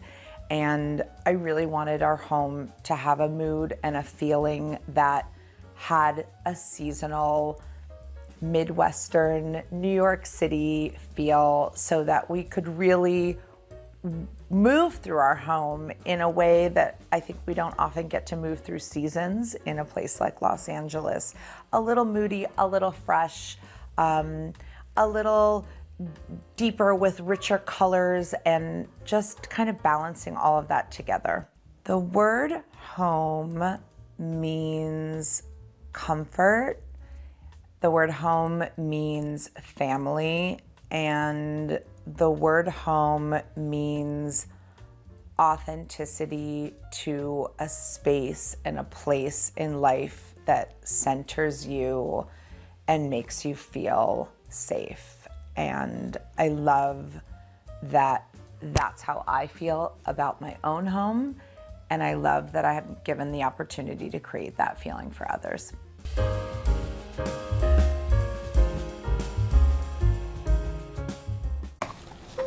Hi Homeworthy, I'm Kyra. Welcome to my home in Los Angeles, California. I'd love to show you around.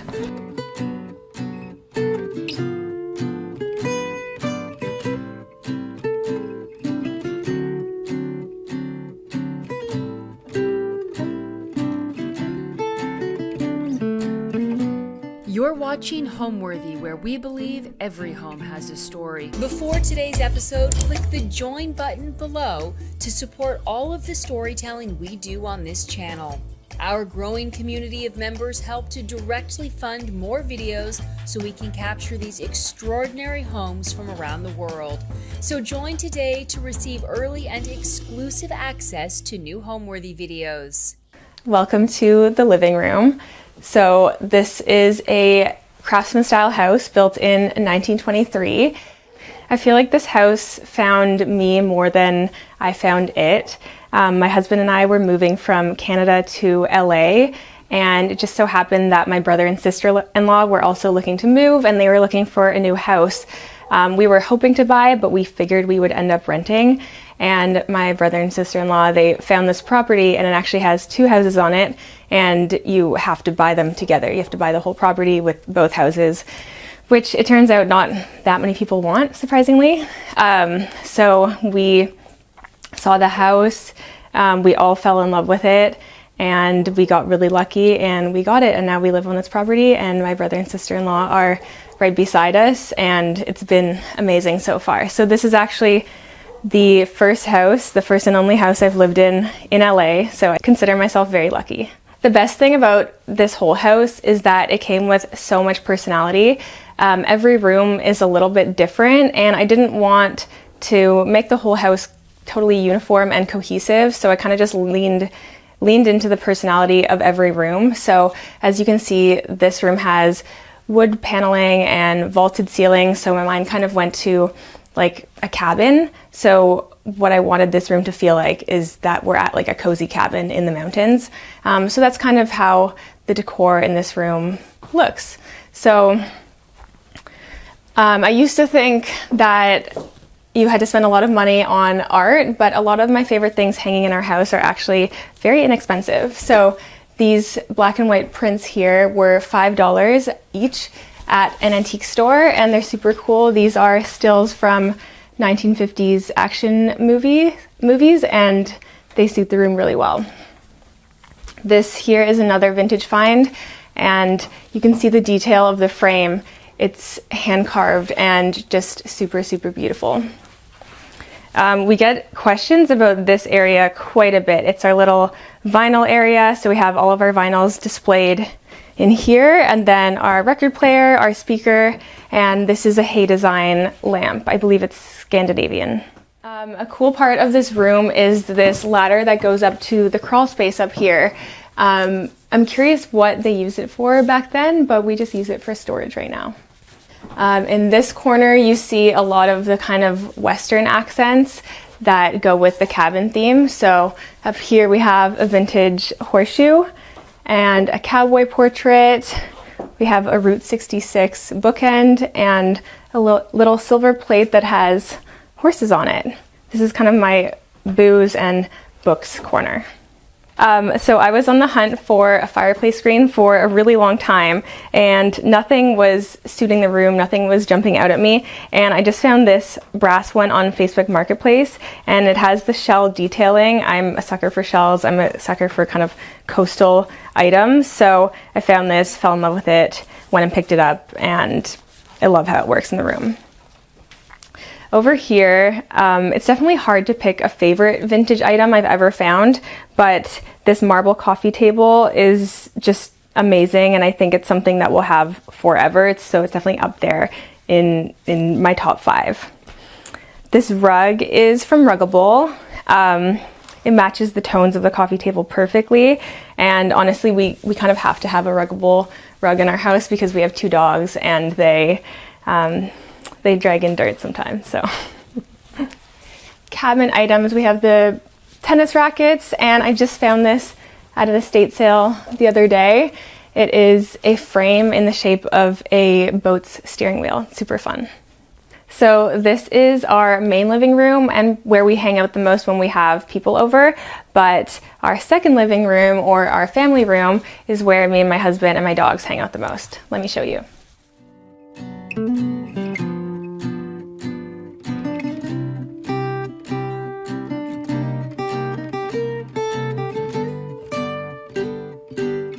So welcome to the family room. Like I said, this is where we spend most of our time. I was so excited that this house had a built-in and kind of like a breakfast nook because I've always wanted that. So my husband and I, we eat at this table all the time. We both work at this table sometimes. And as you can see, the room gets amazing natural light, which is really important for me. I work in content creation, so I'm very lucky in that sense. And then I'm also the founder of a home decor line called Villa Francesca. These throw pillows here are from my own line, and yeah, they suit the room perfectly, I think. So all the patterns in my line are inspired by something, mostly by vintage items. So this one here is a classic floral print, but it's actually inspired by vintage wallpaper. So you can actually see some really amazing vintage wallpaper in this room. The house came with it, of course, but it's one of my favorite things in the whole house. So the theme of this room is kind of English countryside, and that was largely inspired by the wallpaper that the house came with. So I really, again, just wanted to lean into the foundation of the room. So I just went with something bright and airy because we spend so much time in this room. I just want it to feel kind of happy and comfy. So yeah, when I saw this wallpaper, I was very excited. I would never dream of getting rid of it. I will say we get the occasional comment that someone is surprised that we kept it because it's a little bit grandma-ish, I suppose, but I love it. So this coffee table is vintage Moroccan brass, and the rug is a vintage Turkish rug. The colors are very Victorian though, which you don't often see in Turkish rugs, so I thought that was really cool, and it goes so well with the room. As you can see, I love throw pillows. This is a mix of a bunch of things. We've got some vintage, we've got Ralph Lauren, of course. Some of these are just fabrics that I bought downtown LA in the fabric district and then just made pillows that match the room. And then these are more from my own line, Villa Francesca. This little curtain was actually my grandmother's, and it fits this window perfectly. So as you can tell, I love vintage items, but I do like to balance it out with modern pieces here and there. So things like this acrylic side table, and I've just gone and stuffed it with a bunch of books. So when we moved in, I was a different person, I guess, and we bought a blue velvet couch, and I did like it for a little bit, but as it turns out, it was not what I wanted to keep. So this is actually covered in a slip cover, and it works perfectly. People are usually surprised. This little corner is just a bunch of vintage items that I found. The Rose Bowl Flea is an iconic flea market in LA, and both this ballerina print and this brass egret are from there. I try to go every month, and I always have great finds from there. So my husband, he loves sports and he loves film, so having a giant TV is kind of a non-negotiable in our house. So in terms of what inspires me when decorating, as you can tell, I really do like to be inspired by the charm of a house. I feel like personally I have a lot of styles, even in my clothing. Sometimes I'm very girly, very feminine. Sometimes I dress a little bit more like 70s inspired with suedes and browns. So I don't really like to have one specific style or to narrow it down too much. And that really is the best thing about this house, is that I kind of get to portray my different personalities and my different styles in all the different in all the different rooms. But I find inspiration in so many places, as you can probably tell, in a lot of things that are vintage. And I actually just recently got a big box of old Architectural Digest magazines from someone's grandmother. So these are all from the 90s, and there's some really, really cool images in them.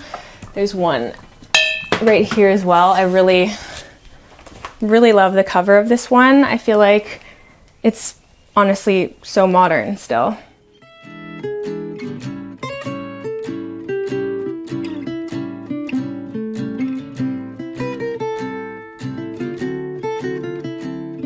Next, we'll go into the primary bathroom.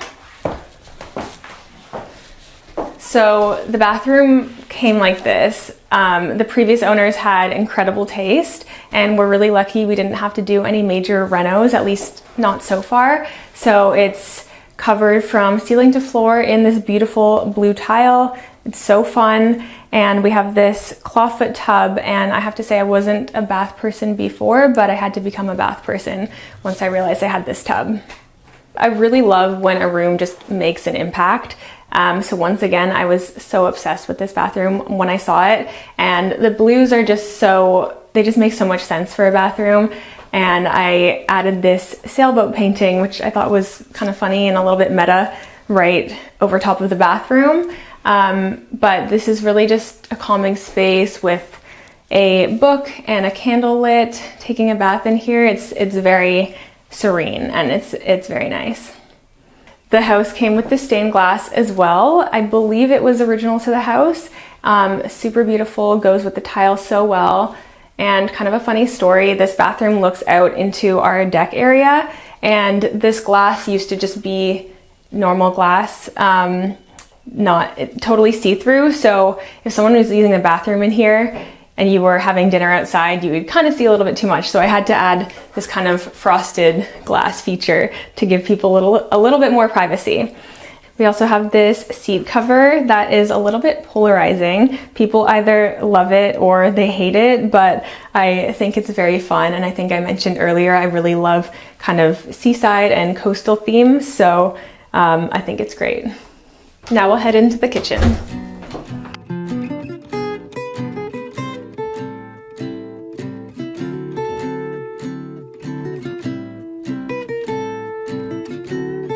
So once again, the house came like this. It came with the pink wallpaper and the pink tile, and I have to say I'm very thankful that my husband is not afraid of a little bit of pink because I love this kitchen. It's very happy, you get lots of natural light coming in, and when you're cooking or prepping or cleaning, you can actually see directly outside to the deck. So if people are hanging out there, you can even open this window and chat through the window. So in a kitchen, I feel like one of the best ways to show your personality and your personal style is through open shelving and kind of displaying your favorite items. So throughout my house, I have lots of plates displayed, but I have plates and my favorite olive oils, my favorite cookbooks, and I really feel like you can see a lot of personality come through in items like that. Both my husband and I, we both love to cook and we love to host. So working with a very small kitchen has been interesting. It has been a learning curve, but we really make do. We actually have hosted Thanksgiving 2 years in a row. And we have pizza parties every couple weeks. We have a pizza oven on the deck, and we mostly cook, I would say, Italian food and Mediterranean inspired food.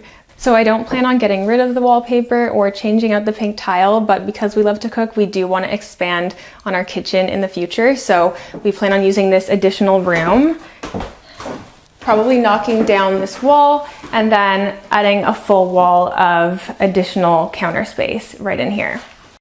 So when we saw this house, this room was actually staged as kind of a small dining room or a breakfast nook. But again, because we need more counter space, we need more room to prep and cook, we decided to just add temporary counter space in here. So we have a butcher block, and then one of my favorite pieces in the whole house, this was also from the Rose Bowl Flea. It is a antique washing stand, and it has this beautiful, beautiful blue and white tile and this marble, and it has been a staple in this house since I got it.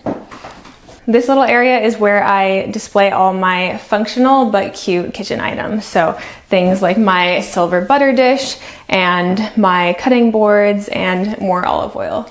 This stained glass lamp is something that I found recently at a vintage store, and I just had it hung up, and it suits this little corner so perfectly. Again, this is such a happy place to just be prepping and cooking, and I really love being in here.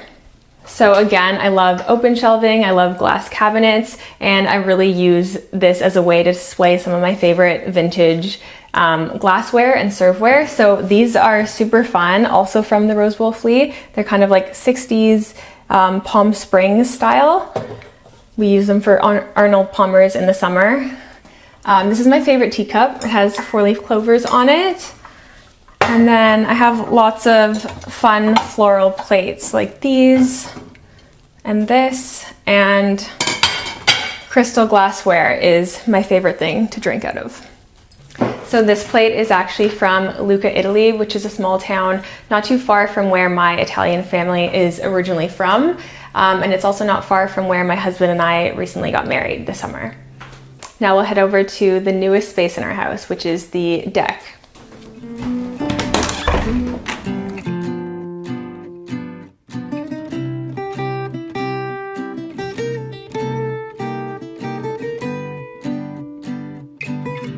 So as I mentioned, we love hosting, we love throwing dinner parties.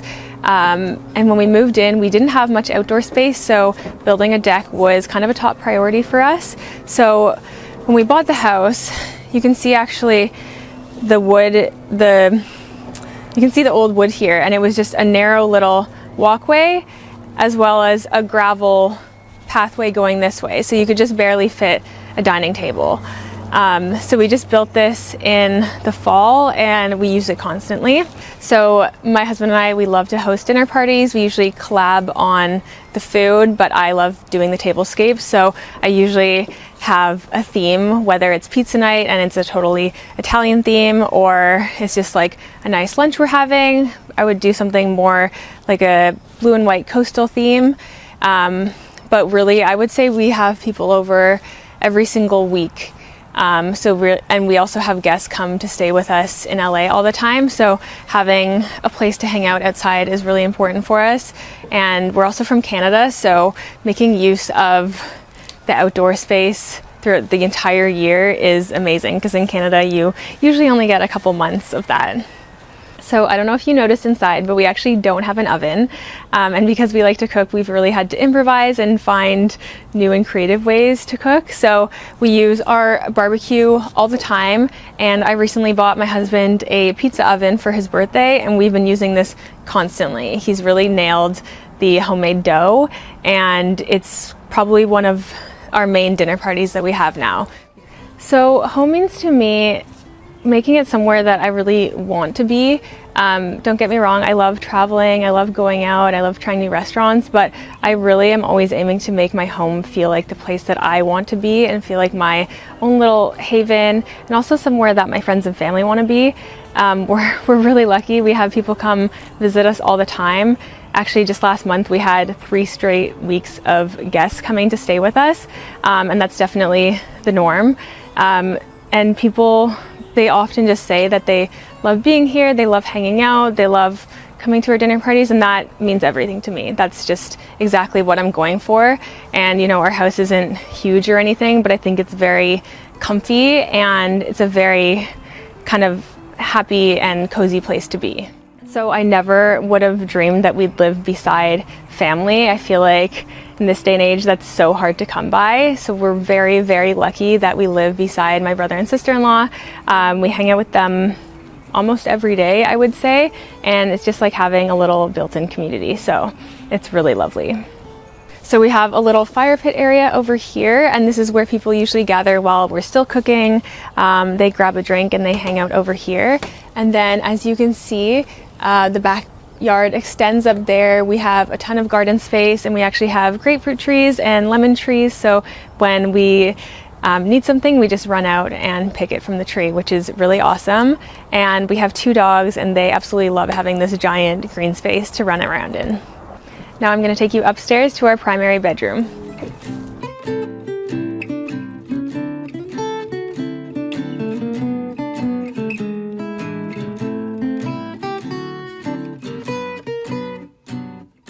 Watch your step, it's very steep.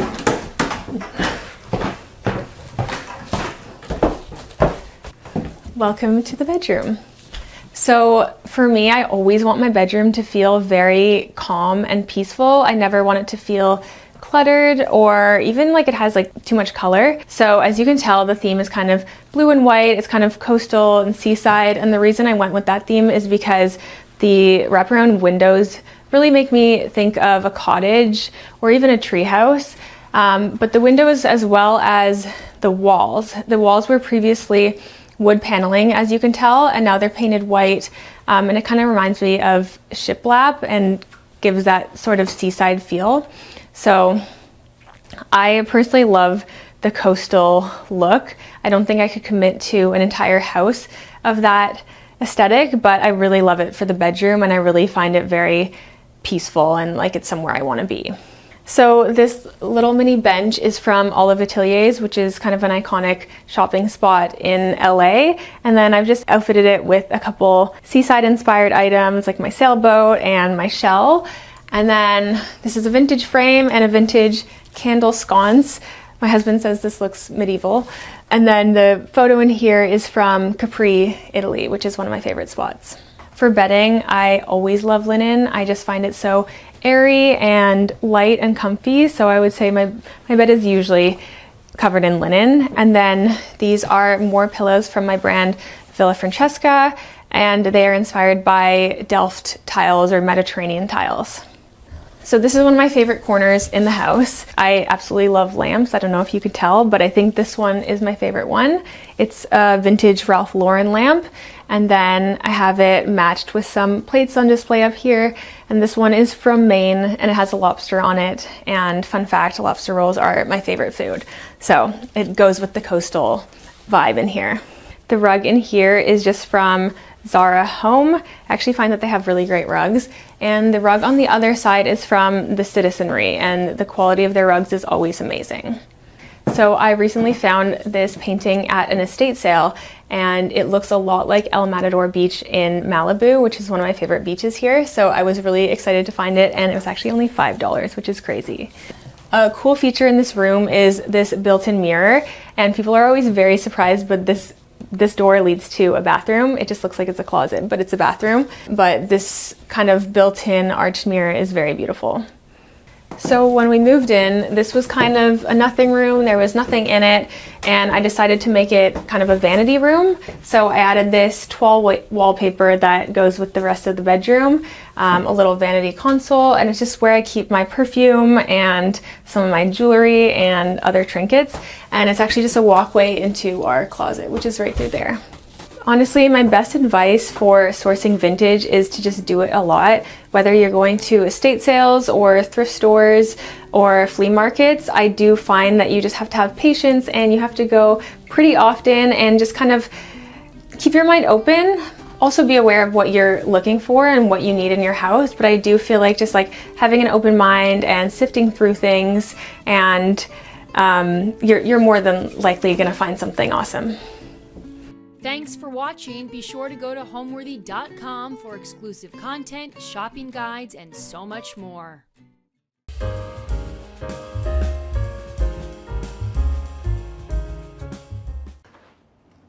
Hey, Homeworthy. I'm Patrick. You're here at my home in Los Angeles. Come on in.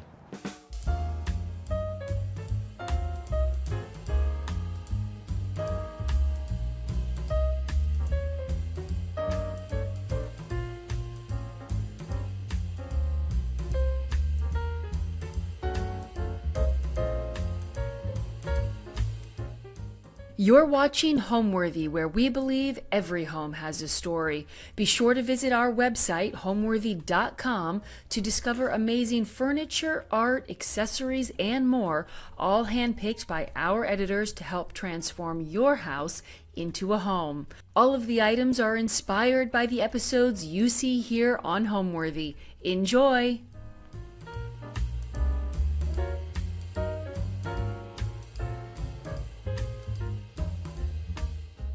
My name is Patrick Bernatz, and we are in our lovely home in Los Angeles, California, in the northeast section of town. So the original structure of the house was built in 1890, and it's considered a pyramidal Victorian. So essentially, if you're looking at it in the plan, it's a perfect square. The house, when we bought it, was essentially a wreck. It had windows covered in plexi, linoleum 2 layers deep throughout the house, broken windows, popcorn ceilings. If it was crazy and gnarly, you name it, it was here. My wife and I were looking for a home that, you know, could be renovated, but also be a great project for us. We're both Californians, and so we were looking for something that really exuded that older California feel that we grew up with. And a lot of those properties are being demolished for larger homes. And so we really wanted something that was historic and had a great garden that we could spend a lot of our time outside in. So when we found this property, it was, you know, I think we both kind of turned to each other and just said, I think this is it. But, you know, we were also younger and a little more full of energy.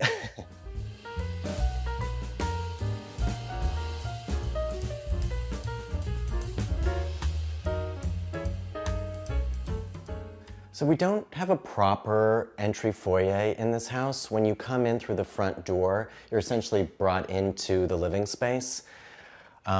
This house is relatively small, and so we've really tried to anchor some of the program and furniture into the kind of perimeter to get as much flow and circulation as possible. One of the spaces I love the most is the living space. Even after we did all of the immediate necessary things to the house to get it insured, one of the first things that we did was work with a good friend who runs a furniture company, and he built this beautiful wraparound mahogany furniture piece that we've had for the last 10 years. And I will say that we had this piece before we really had a dining table and dining chairs and probably a comfortable bed. But this was essentially the thing we really wanted, just because it's so magical, it's so comfortable, and it's just a real focal point and kind of center of the household. The kids now kind of run back and forth. Normally there's toys being thrown left and right. And it's really a great spot to also, once everyone goes to sleep, to relax and, take a look at the view. This window was originally not here. It was just a blank wall, which is kind of crazy. But this original fretwork was here. So there was this really beautiful detail that included, these small little pinpoints along with some of the molding that we recreated to help tie in the piece together. So now, the fun part is that if there's a storm or, if it's a really windy day, the family likes to hang out here, read, and then just take a look at everything that's going on outside. It's just a really nice, cozy little spot to hang out at. This coffee table was made specifically for this space. It was designed by myself, but then made in downtown LA with a great furniture fabrication studio. It's a beautiful salvage piece of old white oak, but then it was ebonized to kind of give this kind of darker, chiseled effect, as well as kind of relating to early Monterey furniture. The great thing about being surrounded by this really lovely garden is we don't really have to go to the flower market that often. We can literally just go outside and see what's in season. So right now, everything, our oranges and limes are going off. And so we have this, beautifully trimmed bouquet from our orange tree, which was also one of the original things that was a pretty strong selling point for the house. When you've got oranges and limes that, are on an 80-year-old tree, it's a good indicator that you might want to live here. So because we are a family with 2 young children and we also like watching TV, we do have a TV in this house, but everything, because it's smaller, is hidden. And so we created this really nice kind of tucked away storage unit.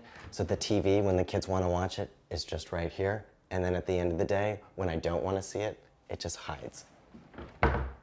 So the floors in the house are all original. They were covered by about 2 layers of linoleum. So it took quite a bit of time to kind of peel everything back, scrape it, take off all the adhesive, and then get them down to this beautiful kind of warm honey color that you see now. What's nice is that we've used a lot of the wood flooring that was in the back kitchen, and then we've feathered it in other areas where the addition is. So it's nice that there's no delineation between the old and the new. It's all woven together nicely. We were looking at the existing details throughout the house and really trying to look for ways just to either replicate them, bring them back, and, as an architect designer, my goal is to not create an addition that feels like a monument to the larger design. It's meant to feel cohesive and blend in with the original structure. And so I looked a lot at older typologies of sleeping porches, bungalows, just to find ways to really, tie this new addition with the older structure. A lot of the materials that are throughout the house are either salvaged materials or replicated moldings, or we've utilized details that would have been used in the Victorian era. You'll see transom windows throughout the house just to bring in more natural light. My wife and I bought this home over 10 years ago. We were in our early 30s and, young, full of optimism and energy. So it was a long process at first just to get it to a place where we could even get it insurable. We had to put in a new foundation, and after that point we were, we had kind of spent a lot of our budget. So, we were sleeping on a mattress in the bedroom. You know, the back end of the house didn't have a running faucet. You know, so it's been a long time coming, but about 3 years ago, we finally got to a point where we could get it to the final full kind of, get it through the finish line. So, you know, we spent a lot of time just, you know, creating the addition and replicating some of the detailing. And now we live here with our 2 youngest kids, Palmer and Inez.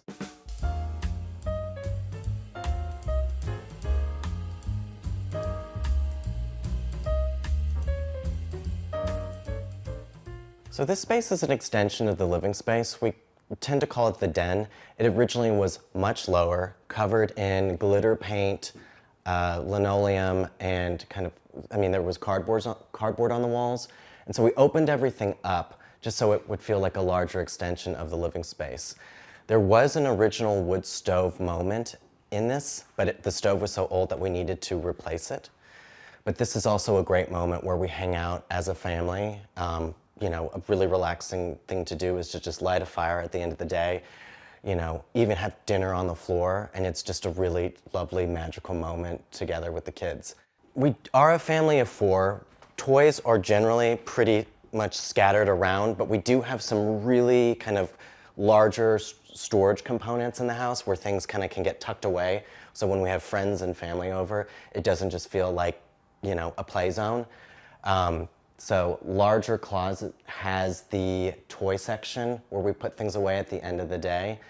But, you know, if you would catch us here, you know, on any regular day, toys would be around, kids would be building blocks, and it's, you know, it is what it is in a small house. But there are very specific areas where things can get tucked away at the end of the day. This section right here was originally the porch of the house, and the original owners ended up pushing it out just to make the house slightly larger. So you'll see that we kept moments where you see the existing siding throughout the property. There was an existing niche here, so we decided to put a beautiful black walnut bookshelf in here. These books are not decorative. These are all books that I've had either since I was a really young kid, all throughout college, and we use them all the time. So the kids will come, grab a book. If they want to, you know, our oldest is starting to become a little curious about what I do for a job. So it's fun for him to look at homes and, you know, buildings and just kind of get creative. Because it's a smaller house and we're always kind of, you know, fighting for inches, we use the floor as a real surface to really kind of sprawl out on. So a lot of times, you know, these giant floor pillows, you know, we'll just come, hang out, light a fire, or just, you know, watch TV on it. And it's a really nice way if you don't want to sit on the sofa to really kind of get down, hang out with the kids, and just kind of get cozy and casual. Because it's California, you know, we don't use it obviously in the summer, but throughout the fall and winter, this thing is on pretty much all the time, just because I find it's very relaxing. It lets out a really great, you know, smell and sound, and it's just a nice way to, you know, produce a little bit of heat without having to turn on the heater. And it's just a final, you know, at the end of the day when you've, you know, written a million emails and you're not checking your phone anymore, you can just light a fire and relax. So my wife is a big fan of Monterey furniture, and you see it in a lot of Spanish and arts and crafts homes. She found this piece at a great salvage yard and decided to give it to me as a gift many years ago. And so it's just a really nice spot to kind of hang, and it's just a nice kind of token of our relationship. My wife's family was good friends with the late artist Peter Alexander. This was one of his prints from the LAX series, and it was a series done in the early 90s, and it was his exploration with paint and, you know, all of these aerial, kind of famous aerial sites throughout Los Angeles. So this is actually called Gardenia, and this is meant to be a section. This is meant to be a section of Palos Verdes and Gardenia at night when you're coming in from LAX. We looked at different types of kind of California typologies when it was coming to the design. We did not want this to feel like an extremely minimalist home with, you know, out any color. so much of our connection is to the environment outside. So we try to draw upon colors, from the garden and from local woods and local materials for the design and styling. A lot of the woods are, from within Southern California. A lot of the dyed leather is from California, and a lot of the furniture that was either designed by me using local materials or sourcing furniture that was from, early Los Angeles designers. Even though my wife isn't a designer, she was trained as a photography minor, and so she does have a great eye. At the end of the day, it is a true collaboration just because we're both partners in this together. And so we're, even though I'm, running a design business and designing furniture and homes and spaces, I'm constantly in communication with her when I have an idea. So if you follow me, we'll go into the kitchen and dining space.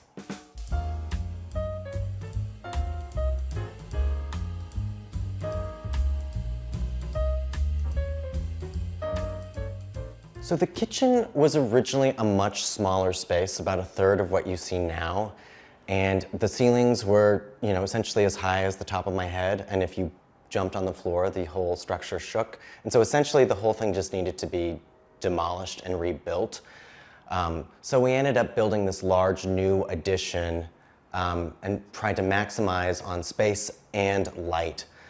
This is a very user-friendly kitchen, but it's also a kitchen that we use all the time. It's not just for show. So one of the nice things that I think we really love is that because we have all this back storage here, we actually put our refrigerator in drawers adjacent to the range. So if you're cooking, you can very quickly grab what you need, plop it down on the countertop, and then use it very quickly. So when we're making meals for the kids, or if we're entertaining, it's within very close range to, start cooking. So if we're cooking, we're probably doing something pretty quickly. So like an easy broiled salmon or a roast chicken, just throwing in some veggies with an easy salad, just because we're always pressed for time. But we are always hanging out in the kitchen.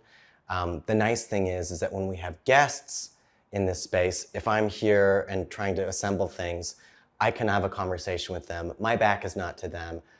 At the same time, I can look out at the beautiful garden and view, and it just makes for a really nice, energy between guests, myself, and the family. One of the things that we tried to do in this space with the millwork and cabinetry is tie it back to some of the original detailing in the original structure. And so we had an old millworker near downtown replicate the original wainscoting, and then we recreated some of the detailing above to just create kind of this tie of, the bands with the shelving. And what's nice is that it still feels contemporary, but it doesn't feel so modern and cold that it doesn't relate to the rest of the house. But we have, it's a small space, so everything that we need to access is pretty much here. We're not, these are all things that are used frequently. They're not just for decor. So these cabinets get a lot of usage. We did splurge a little bit, and for new parents, you can relate. We do have a small little section that ends up being a little bar. This gets more use when we're entertaining, not on a just daily basis. But it's nice because you can see that, because these cabinets are on pivot hinges, they can fold completely back, and you get easier access to either pantry items, glass items, or tequila. So the shell is a main focal point in the bar. This is something my wife's family has had for a very long time. My wife's grandfather was in the war, and he actually collected these when he was in the South Pacific, and it was something that the family has had for a long time. And now it has a very special spot in our bar. So my wife and I are collectors of pottery. We do go down to Mexico quite frequently, and some of the pottery that we have here is this beautiful green Adzompa pottery, and it just has this really incredible green hue to it. We've been collecting this for a while now, but they're just really beautiful interesting objects with just this lovely green, dark green hue. And we use this quite often for serving and, you know, for entertaining. But it's such a great color that works really nicely within the house with this darker walnut. And, you know, we have some really other interesting pieces. You know, this is a fish that my wife found. This gets a lot of use. And yeah, this I would say is more of our entertaining ceramic ware, and our go-to is in the other cabinet. But again, these cabinets get quite a bit of use on a daily basis. Even though the original kitchen was not very functional, it did have some really wonderful existing wood floor. We use that wood floor in other parts of the addition and feather that into the existing sections of the wood floor. What we really wanted in this space, because it was going to get a lot of wear and tear, is using a really beautiful salvage tile. This was a really great product that we found through Exquisite Surfaces, and it just has this really beautiful reddish, you know, dark tint to it. We ended up creating this sort of band pattern effect with it, just so it wasn't a perfect grid. But it's nice because it really kind of goes off the existing kind of openings of the doors and kind of, you know, focuses everything on the view outside. So because we have smaller drawer refrigerators, we still have a lot of kid art and just reminders of things. And so we ended up putting a large cork wall on the back end of the kitchen. We didn't decide to go with, you know, any crazy Italian marble or stone, but what's really nice about the cork is that the tiles have this, you know, their own natural pattern that's from just the organic kind of, you know, characteristics of the cork.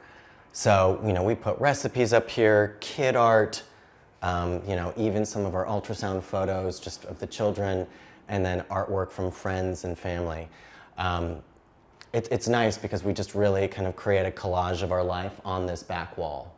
These two large terracotta vessels are actually Bowerware pottery, and the interesting thing about Bowerware is that it was made in Los Angeles at the turn of the century, kind of, you know, they were very interested in recreating more kind of classical vessel shapes and sizes. The other interesting thing is that they were actually made right down the hill. So Bauer's pottery factory was 2 blocks away from the house. So a lot of the material is actually clay from the surrounding area. And we just love them because they have a great warm hue to them. They work really nicely with the wood. And it's nice to have something that was literally made 100 years ago, 2 blocks away. Again, some of the nice things about having a large garden is that you can just pick and choose from whatever's in season. So some of these objects are from just our garden. These larger chestnut branches were just, you know, from a tree that we planted a few years ago down the hill. But it's nice because, you know, we have this kind of moment of compression when you come into the dining kitchen space. And so we try to use branches as a way to gain some height, just visually. And then the rest of the height is the release towards the view. When we knew that we were going to get the house to its final kind of over the finish line, I knew that there were several pieces of furniture that were really important to do an exploration and study with, you know, using local woods and materials. Some of our dining chairs are actually made from a local sycamore that's from a few miles away that was salvaged. We also used dye from cochineal from the garden. The cacti in the garden produces a little fungi, and if you dry it, you can then dye things with it. It historically was used for clothing, but for the past few years, we were just kind of doing studies with, you know, could you actually apply that to wood? And yeah, you know, you'll probably see within the house, there's not a lot of plastic. A lot of the materials are leather, metal, wood, and glass. So things that, you know, are better for the environment and just kind of harken back to the time period of the house. My background is in hotel design, and with that, there's a lot of waste that comes from that. So when I established my practice in 2019, the goal was to use materials that, you know, were biodegradable, locally sourced, just because so much of the industry, is, you can have things shipped from all over the world that has an effect on carbon footprints. We really strive to minimize the amount of offshore and, carbon footprint materials for our projects. So we don't have a formal dining space that's a separate formalized dining room. It just bleeds in to, from the kitchen essentially. But what's nice is that we have this really beautiful view that we tried to capture that was not really apparent or obvious in the previous iteration. But what we wanted to do was create this really lovely long wraparound banquette, so you were really thrust to the outer perimeter of the house, and then when we open the windows, you're really feeling like you're protected, but you're still, experiencing the outdoor garden.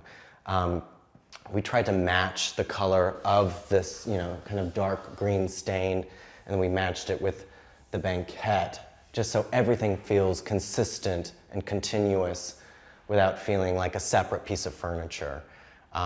We do spend most of our time right here. This is a beautiful rose uniaki light that just produces this really great amber glow at the end of the day, so it has this really, fun, warm hue when we turn it on. The dining chairs and dining table were all designed by me and made locally. They're again a combination of white oak and sycamore. We used agave fiber for the actual woven seats, just as a break from the texture. But it's just a nice blend of, wood and tile and ceramic and woven natural rope. It's just a good hierarchy of materials. So with the dining table, we created this small little aperture at the end, this hole essentially, that you can either use for larger branch bouquets, or we also use it as an ice bucket. So, we'll chill wine in there when we're having, friends over. And it's just nice because it's, you're not having to have, we're fighting again for space. And so sometimes when you bring things down to a lower level, you can really maximize how many things you can get on the table. And visually it's nice because you're left with just focusing on the garden and the view versus a lot of arrangements on the table. Even though I'm a designer, I will say that my two favorite things to do is either to cook in the kitchen, which we do all the time. We are a family that cooks, and we spend so much time outside in the garden. So, I'm not a big person that likes to go, jogging or going to the gym, but I like to just get outside and kind of work in the garden. So you'll normally find me outside, either planting something in our vegetable garden or, tending to the many weeds that shoot up, and also just spending time with the family out there. Our oldest son loves to kind of get out there and just help me water or, pick weeds, and it's fun for the family. Not picking the weeds, but just being out there together. I know we've mentioned this a few times before, but our garden plays a really important and integral part to how we live in this house. So I'd love to be able to share it with you, so follow me.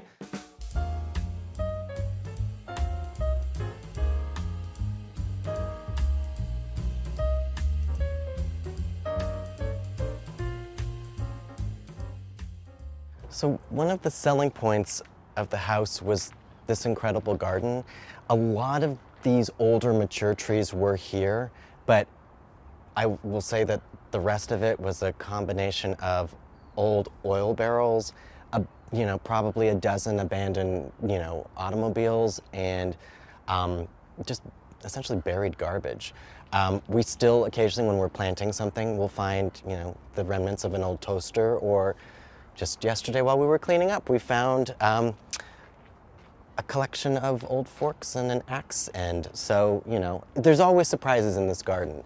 But I think the thing that's so magical is that so many of these trees in Northeast Los Angeles are really old. So this palm tree is over 100 years old. I mean, it just towers above the house. This is our, magnificent lime tree, which, we use all the time for margaritas. So again, kind of have to have one of these. This staircase was originally a concrete ramp with a broken bird feeder. And, up until a few years ago, it was still that. But what's nice is that we were able to find some really beautiful Mexican handmade bricks and then utilize stone underneath the concrete ramp for all of these planters. And so we were utilizing most of the materials that were already present on the property. And what's great is that it just feels, like one solid palette, and it's just a clean, warm kind of place to hang. All of the jade, all of the aloes and agave, everything that you see that's essentially blooming with a floral, we planted. The trees were here, but all of these agaves, we planted ourselves. So some are just getting ready to explode again with blooms. A lot have already kind of, you're beginning to see them expiring, but they're so incredible. My wife and her brother, took these 2 larger agaves years ago and crammed them into the back of their car from a friend's house, and then we planted them. So, I will say a lot of these plants were given by friends who just didn't want them anymore, and, we had enough space that, we gladly were gonna put them in the garden. So if we're not dining inside, and if the weather permits, we are outside most of the time. So we're either entertaining and eating here, and the kids are just running around. But it's just a really nice, outdoor patio. We're protected with this beautiful loquat canopy, so it creates this really nice little intimate space, but we still get really nice, natural daylight. We have a little bit of privacy, and, we can see downtown LA. So it's a really nice little spot. Unless it's absolutely freezing, which it rarely is, and even if it's raining, we're probably outside 90% of the time. What's nice about the space is that we're in such close proximity to downtown, only 1.5 miles, but you wouldn't know it living up in this little sanctuary. So, the kids have a great place to kind of be close to the city, but they have their own little magical garden that they can, explore, go on adventures in, and just, do all those things that kids need to do. I think the thing that is probably the biggest showstopper is in the addition in the kitchen, we really tried to get as much natural light into that space, but we utilized a series of exterior shutters that were made from salvaged redwood. And what that does is it's a feature that acts as both a way to, filter out, bugs, and we can still maintain kind of a climate control system.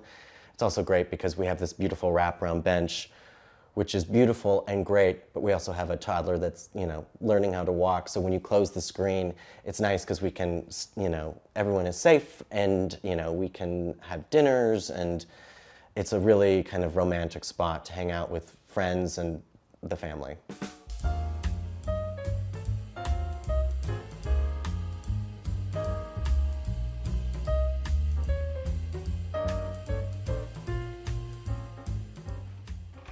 So again, because it's a really small home in a small space, we've tried to find clever moments of utilizing as much space as possible, but also hiding kind of, doors and cabinetry so it didn't feel overwhelming with how we utilize things. So this at one point was our bedroom, and we just completely demolished it and reconfigured it so it would be this really nice primary bath. We just have this really beautiful salvaged piece of California granite that we took from the Sierras and then had it fashioned into this beautiful back slab, kind of backsplash piece. All of the wood is sycamore, local sycamore, and it was made into these really clever little shutters that then kind of sneak, private little areas for mirror, while also maintaining some privacy from the neighbor. We didn't have enough space to do a proper separation between shower and tub, but what's really nice is that, when my wife and I were kids, you'd see this in a lot of 70s and 60s home. You'd have a really cool drop-down tub shower combo. And so that's what we did, because we had to, create an extension for the new foundation anyway. So this is, essentially our shower tub. This is also very popular with the the kiddos. But what's nice is that you're able to just kind of open this window to the garden and have this little indoor-outdoor moment, which is really special. We have this really beautiful sycamore paneling that's throughout the space, and what's nice is that when you come down, it feels like an architectural millwork panel moment, but in reality, you can kind of sneak in to the primary closet, which is a little messy these days. But what's nice is that, because of these special pivot hinges, we have a full-length mirror that you can use when you're trying to rush out, to make sure you look appropriate for the day. And then otherwise, we just keep that closed because it's kind of messy. I feel like as long, what I try to tell clients is it's easy to buy a home and automatically want to make all these changes, but it really, takes some living in just to understand how you're going to utilize the space. And so, in essence, we lived here for a decade until we created this. And so I think as long as you're true to what your needs are and, you don't follow trends, you really find the things that create magic in your life and joy, then it's gonna be transparent with the furniture you choose, the art that you live with, and how you occupy the space. So the primary bedroom was part of the addition included in the renovation. We lined everything in the sycamore paneling just to create this really nice kind of warm, cozy womb. But then we used some of the older detailing from the original part of the house and brought it in here. So you can see it with the upper trim molding here, and then some of the shutter details that you see throughout the house were also added here, but we just did it out of sycamore. A lot of built-ins just to kind of get as much storage as possible. And what is a bookcase can also turn into a small work surface, just if I need to write a few emails throughout the day or kind of sign off at the end of the evening. Because this was the addition, we needed wood flooring, but this is all of that beautiful Douglas fir that was originally in the kitchen that we had removed, sanded, and then feathered back into the original section of the house.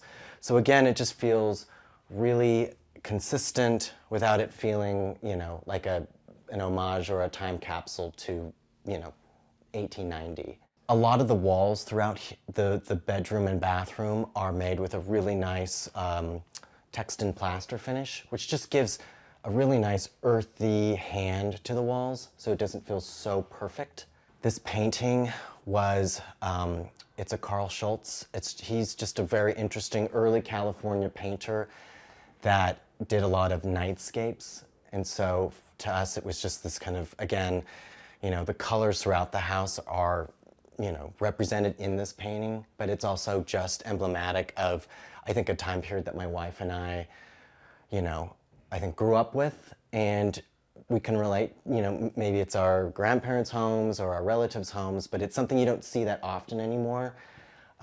So it's nice to bring in some of those older moments into the home, even though you have some of this more contemporary, monolithic paneling mixed in with some of the older detailing. So with these smaller spaces, there's always a push and pull to kind of create these little cubbies for storage. So a lot of times, we'll just put our phones up here, or if we're reading a book, it'll just go up here. And it's just a nice little release so that it's not, again, it's not that large of a space. And so visually you can kind of create these little tricks by creating these little niches and cubbies. So everything kind of extends a bit farther than what it is in reality.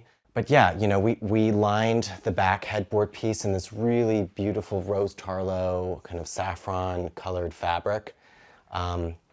We love this older kind of mustard color. I think it works really nicely with the wood, but it's also kind of just relates to this style of architecture that, we're trying to create in this home, which is, again, contemporary with nods back to kind of an older California.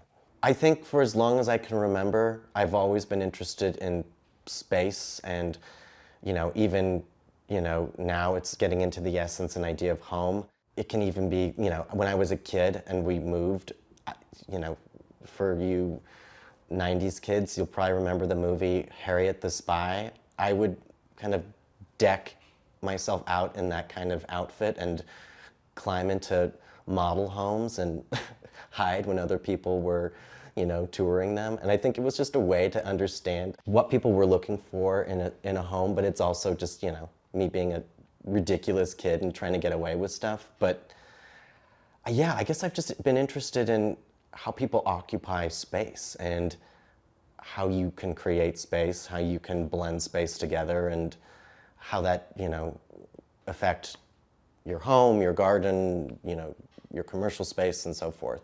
So even though this is a smaller room, what's great is we have this really wonderful French door system opposite the bed. And one of the most wonderful things is to wake up in the morning and just kind of go out and take in the view of the garden and the neighboring canyon. So I'd love to take you out there right now.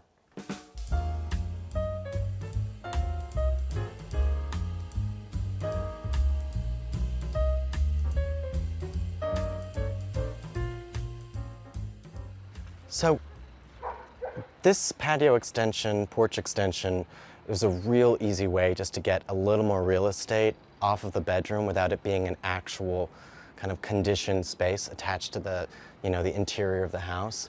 So what's great is that, you know, from our bed, we can constantly look out at the view, but then, you know, open these big French doors, really let in the exterior, and just really take in this, you know, the view of the canyon. And, you know, I mean, you're up in the treetops. You're kind of in a little tree house up here.